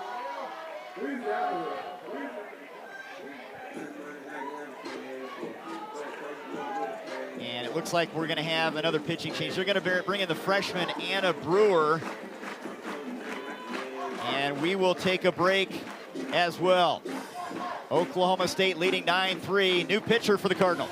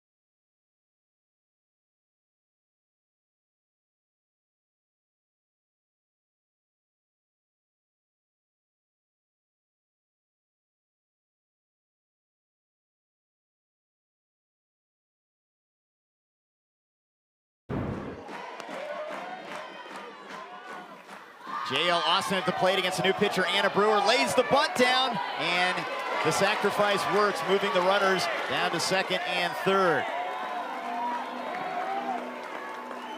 Anna Brewer coming in relief of Pristaiko, the freshman, her third appearance in this regional. She faced Princeton a couple times and just trying to keep this game within striking distance for the Cardinal, down 6. And Anna Brewer, more of a down ball pitcher, a heavy, hard drop, 64, 68 miles per hour. Now facing Tia Warsop with one down. The OSU bats have come alive. 5th inning and now 6th inning. They're keeping the pressure on them.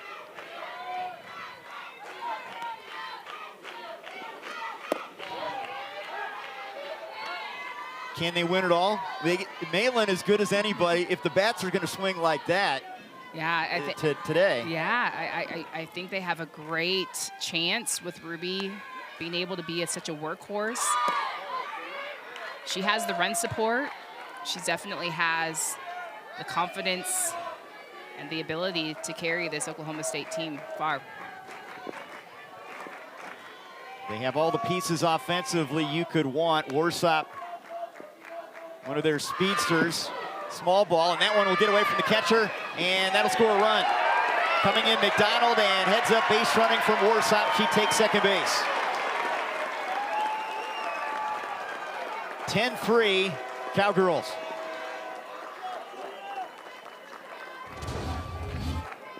And Warsop just trying to take many pitches. She hasn't seen the strike yet, but this just comes back off hard off the backstop.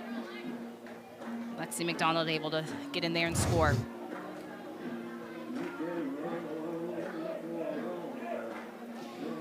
Don't miss a minute of the action from the NCAA Softball Regionals. We'll take you to the best live action on the 7 Innings Live Show on the ESPN app. You can see every game, every big moment on the road to the Women's College World Series, only on the ESPN networks. Nebraska awaiting the winner in the Supers. Oklahoma State trying to get back there after missing out a year ago. Prior to last year, Kenny Gajewski's bunch went to the Women's College World Series 4 consecutive years. And Oklahoma State, Montgomery Henderson coming in as a pinch hitter here in the 8th spot in the order.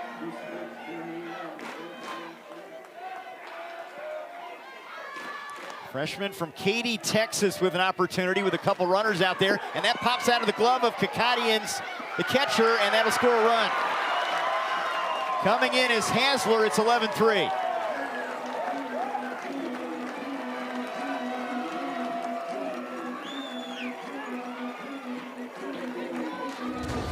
And Anna Brewer just struggling with her command, struggling with locating the pitches. This again gets away from her, and Hasler gets in there and scores. And the importance there, they could bring the 8-run rule into effect in the bottom half of the 6th inning, looking for some more offensive production here. So the big question, Trey, is just the strategy with using the pitching staff for the Cardinal, just going back and looking at that top of the first, and Pristaiko just getting through that first inning cleanly. But seemed like it was already a pre-planned situation where they were going to utilize Pristaiko, Alyssa Houston. But, you know, that's the big question for me is, you know, do you keep Pristaiko in? Do you have a different look from your pitchers? Yeah, the 1 inning from Pristaiko, you mentioned effective. Then Houston came in for 2 innings, allowed a couple runs. They went back to Pristaiko, then Bellotti, then Pristaiko again, and now Brewer. Yeah, I just think about the mental of just the yo-yo. I'm in, I'm out, I'm in, I'm out. I know it's something that you prepare for. It's just not an easy thing to do.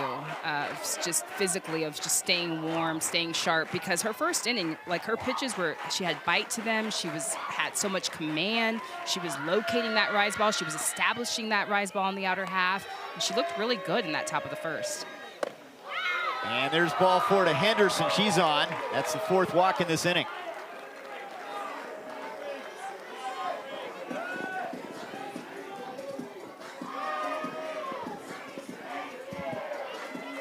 We'll talk to Brewer now in the circle. Already an 8-run lead.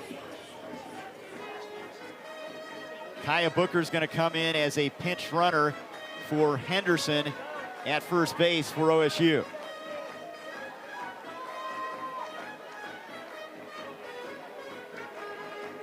This Oklahoma State program, 4 Big 12 Pitchers of the Year in 6 seasons. This year for Coach Gajewski, it's Ruby Malin. But there are times where they've just had to outslug people.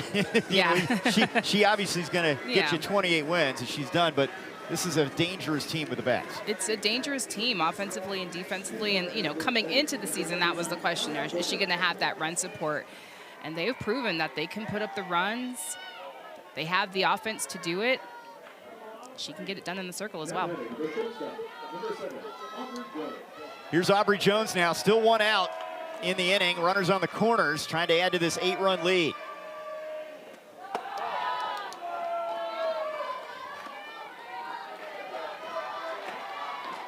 Six-run fifth, the big story. Hasler 2-run shot. Claire Tim a grand slam to open up a close game.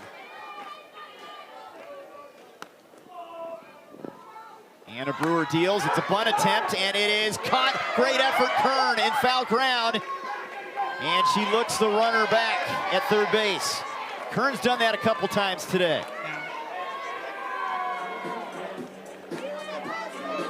Taryn Kern. I mean, just balling out. She is all over the place. Such a good read once she sees her square, but leaving her feet, picking up the freshman Anna Brewer, saying, I got you. This is a huge play right here. Here is Tim. Boy, how do you top a grand slam? She has 9 home runs this season. From Buena Park, California, a senior.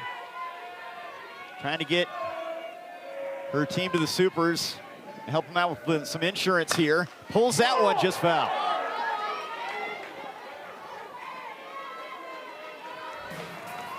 And take a look at this grand slam. It is a thing of beauty. Claire Tim, the senior, just getting it done.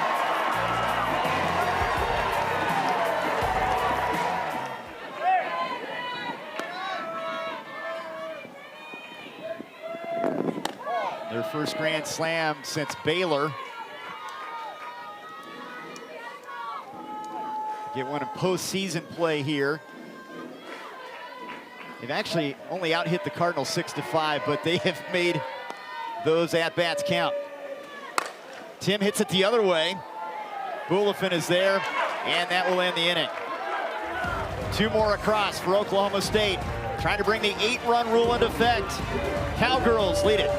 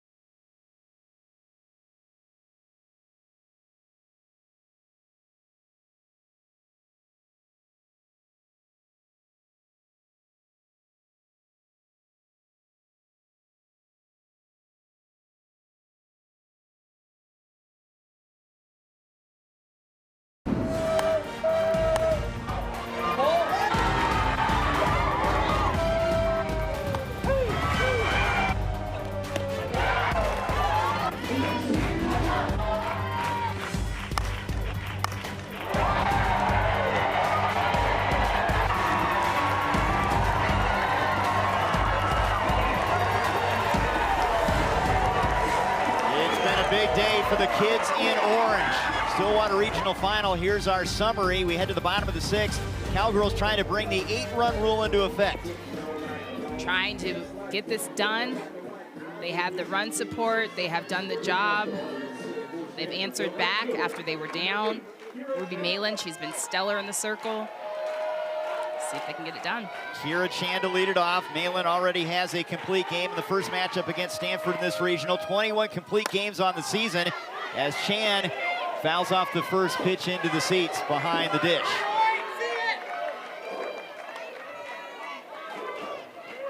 But you face the toughest part of Stanford's lineup. Kira Chan, River Mailer, Jade Berry. Just been pivotal. 6 seniors leading the Stanford program this year.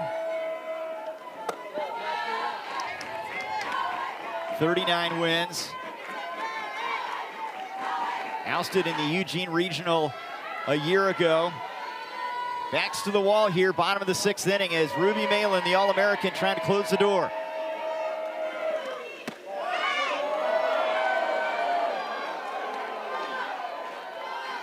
Just the bite on that pitch is tough. But the location missing on that one.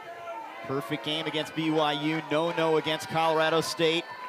But this is postseason trying to win this one. Here's a fly ball to left, and it's right at the left fielder. Pulled in by Graff, and there's one down.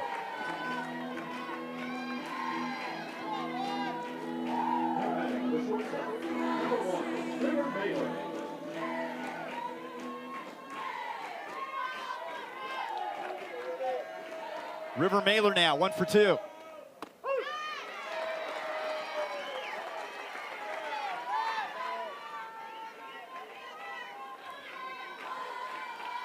Big 12 co-pitcher of the year, fueled by a loss to Arizona State in the Big 12 semis.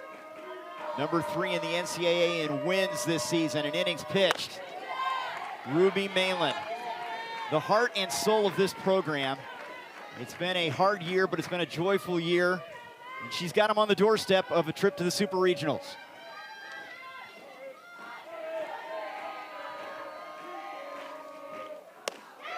Big cut from Mailer.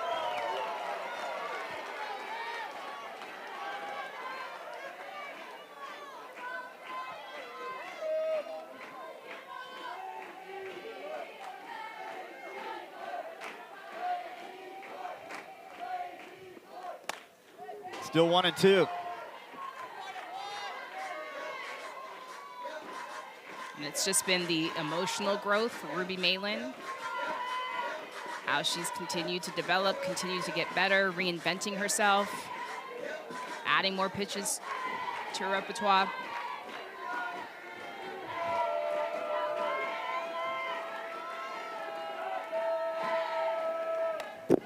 Just getting a piece of that. Mailer battling up there, the 4-year starter. What a senior class for this Stanford program. Under Coach Allister, they had not been able to solve one of the best pitchers in the country.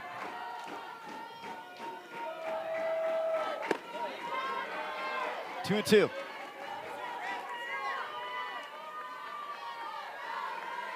Started her career at Washington as you look at the strikes and balls here from number 66.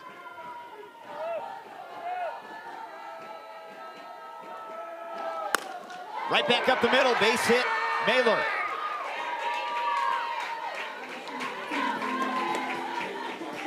They need a run here to keep this one going. Yeah, just that never die mentality. River Mailer, one of the seniors, knowing that potentially could be her last at bat, but just continuing to battle and keeping Stanford in this. Just trying to pitch by pitch, keep it going.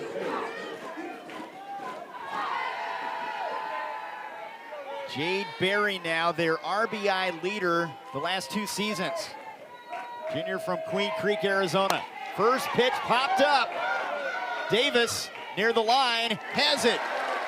OSU is 1 out away.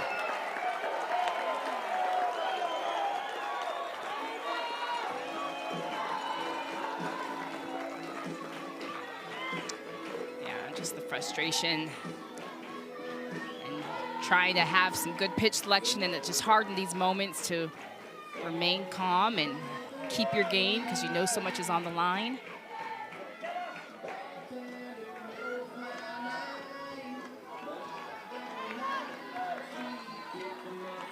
A big fifth inning, a 6-run inning for the Cowgirls to break open a close game. They led 3-2 at that point. Ruby Malin trying to close the door. Ava Gall at the plate. Malin's going to have her name on that outfield fence.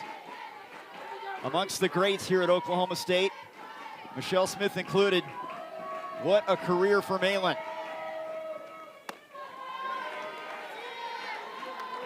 Ruby Malin having the opportunity to work with Michelle Smith a little bit this year, just helping with that mentality, her approach. Just what a great alum to have in your back pocket. The 2-0 to Gall. Fly ball to center, this could end it. Austin to the warning track, leaps, it's over the fence. 2-run homer Gall, and Stanford keeps her hopes alive.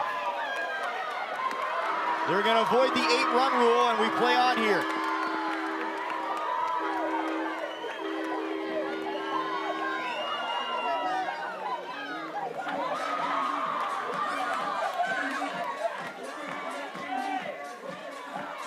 Gall's 6th home run of the season. Austin almost had this. Yes, Ava Gall just keeping this thing alive. Compact, and this is what they've been trying to do all day. Make those adjustments on that rise ball, but Jael Austin just missing that catch. And that's 2 runs for the Cardinal as they stay in this. That close to punching the ticket to the Super Regionals. Sydney Bulifin now. First pitch, fly ball to left. This is Warsop under it, and she's got it to end the frame. Ava Gall keeps Stanford alive. A 2-run shot. Ava Gall just keeping this thing alive for the Cardinal.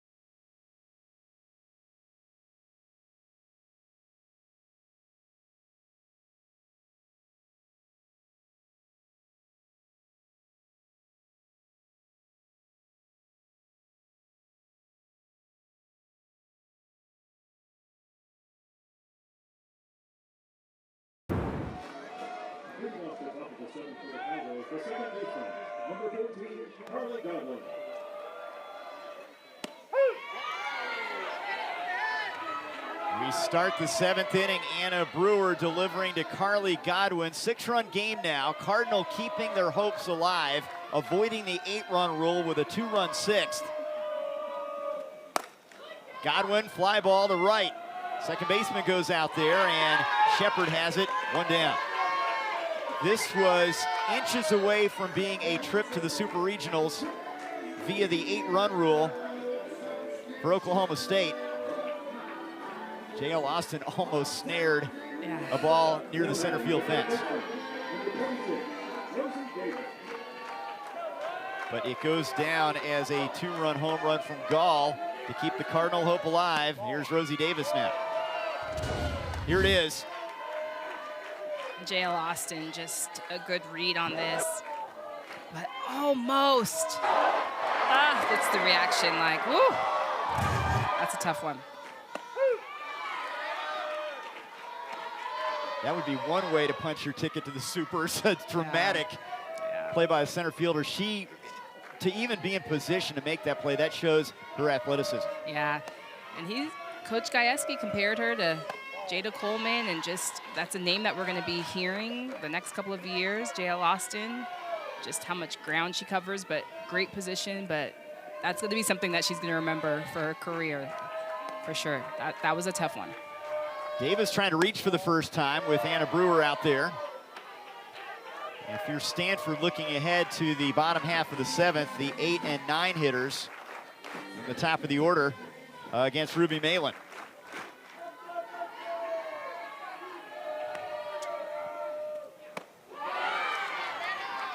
But just how about Stanford? Just that never die mentality.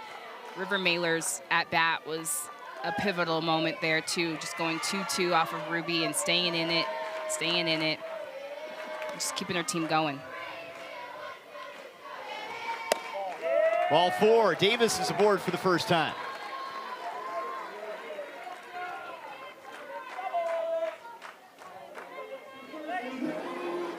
Oklahoma State after their 41st win. 5 Women's College World Series for Kenny Gajewski.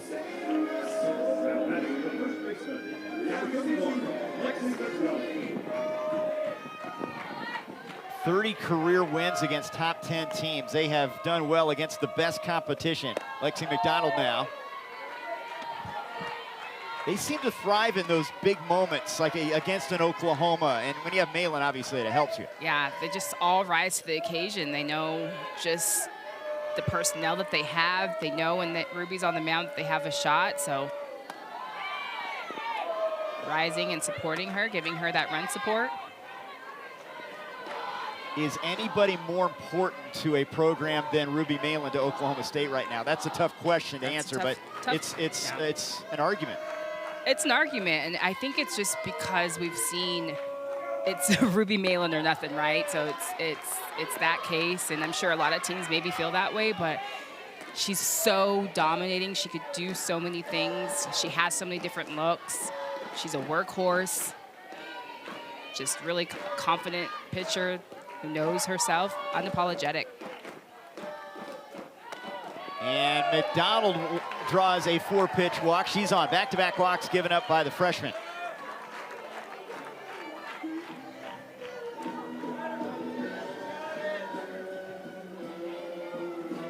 You've been in this offensive mindset as a great All-American or Olympian. You can never have enough runs. You never want to cheat yourself on any at-bats, even up 6.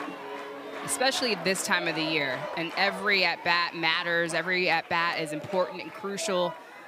If you have the opportunity to swing the bat, those insurance runs, you know, Stanford's coming at the bottom of their lineup, top of the lineup's coming up again. So to have this opportunity is very, very big. Amanda Hasler is glad she has another chance. Single, double, and a home run today. Big cut there. And Amanda Hasler, this is what she did earlier with that big cut. She's got a big swing, and when she connects, man, does it go. That was in the 6-run 5th inning. Tim followed with a grand slam in that one. I asked you about the cycle earlier, if it's in your mind. Is it in her mind right now? Single, double, and home run. It may not be in her mind right now. She's just wanting to compete, but if we could yell down to her, we could tell her. She's got to know. She's got to know. She's got to know, yeah. She's just needs the triple, and She's got the cycle. 1 and 2.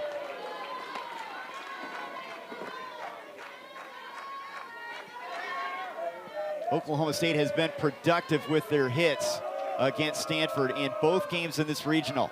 It's been about the power game.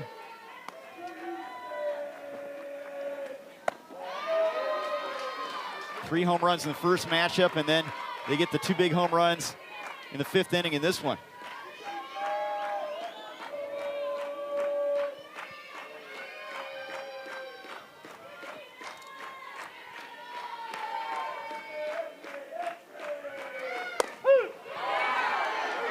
Strike called on the inside corner. Brewer gets the K. 2 down. And Brewer just hanging in there and just fighting, trying to keep her team in there. Great location, that drop on the other half. Gets Hassler looking. Now J.L. Austin, Big 12 all-freshman pick. Their center fielder now. She has actually done some good things with the bat this year. Had a grand slam against Cal, had 4 hits in a 19-hit attack against Arizona.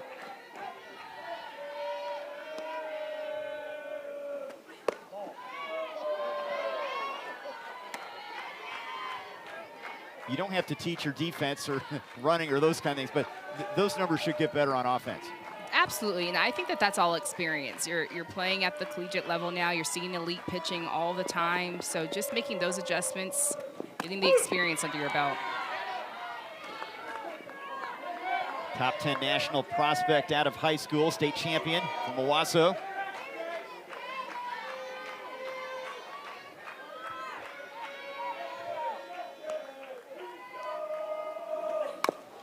Two and 2. Nicknamed Juice.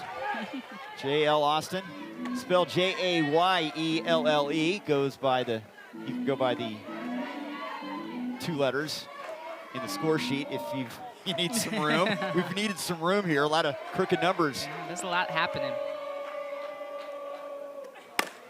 Ground ball to second. Shepard, that'll win the inning. Last chances for Stanford. As we head to the bottom of the 7th, Oklahoma State trying to close it out and get to the Supers.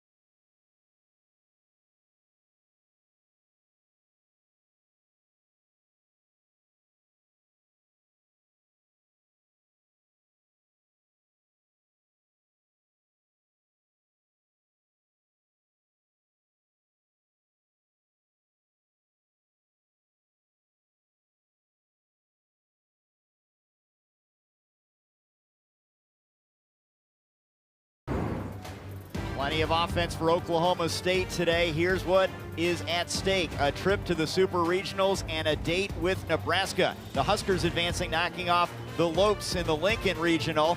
Oklahoma State trying to beat Stanford twice to get there.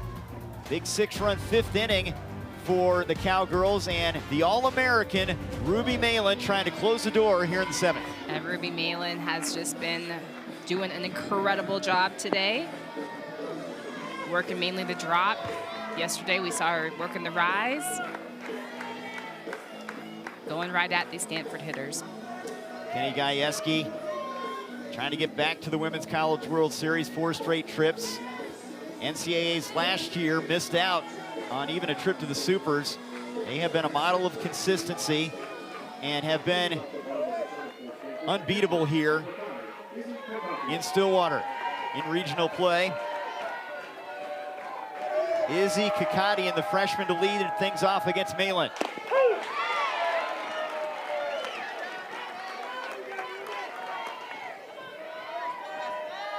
Part of the future for this Cardinal program, and here is a star that will have her name on the outfield fence, and they'll be talking about number 66 for a long time here. Absolutely. What she has done for this Cowgirl team, she has just lifted the brand, continued the tradition of continuing to play at this time of year.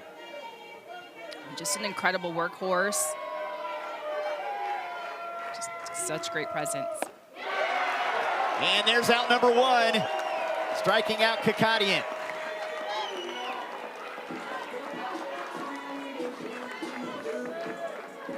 If it is Oklahoma State and Nebraska, the super matchup will be interesting. Yes, that's going to be a pitcher's duel there. You got Jordy Fromm and Nebraska going against Ruby Malin, 2 Nebraska natives. Boy, that sets up a great storyline, doesn't it? Here's Addison Shepard, the second baseman. First pitch, bouncer to the first baseman. McDonald to the bag. They're 1 out away.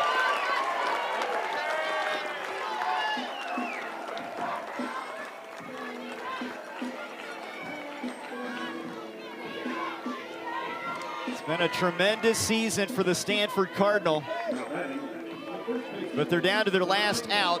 One of the top hitters in America, Taryn Kern, steps in. Top of the order.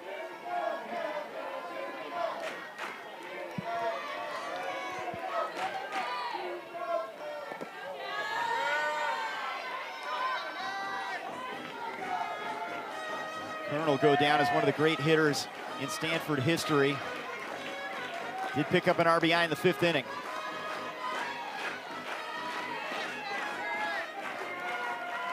And many standing here at the ballpark with the anticipation this could do it. Shortstop Jones called off. Warsop has it. Oklahoma State off to the Supers.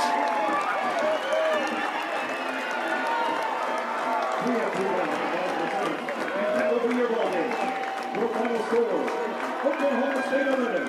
Stanford 5.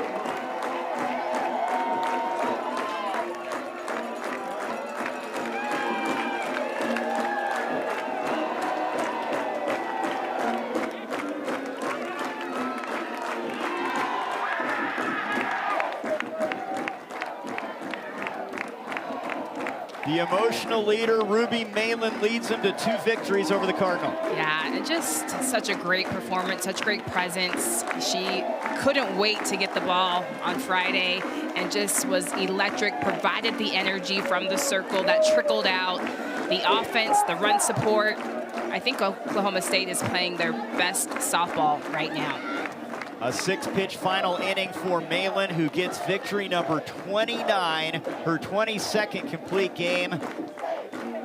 What else can you say about what she has meant to OSU and to college softball, her career? Just, she is an All-American elite pitcher, and I think that what makes her stand out is her vulnerability, her ability to say, hey, you know, some days I don't feel perfect. I don't think that I'm perfect, and that there's some things that I'm working through. And I think a big part of it is that mental game, that mental approach. We see her getting it done and the skill that she has, but for me, it's the emotional growth and how she's developed over time as an athlete. They talk about the cowgirl way. Coach Kenny Gajewski talks about that a lot. You've got your chemistry players, your glue players, and he mentioned a couple of them.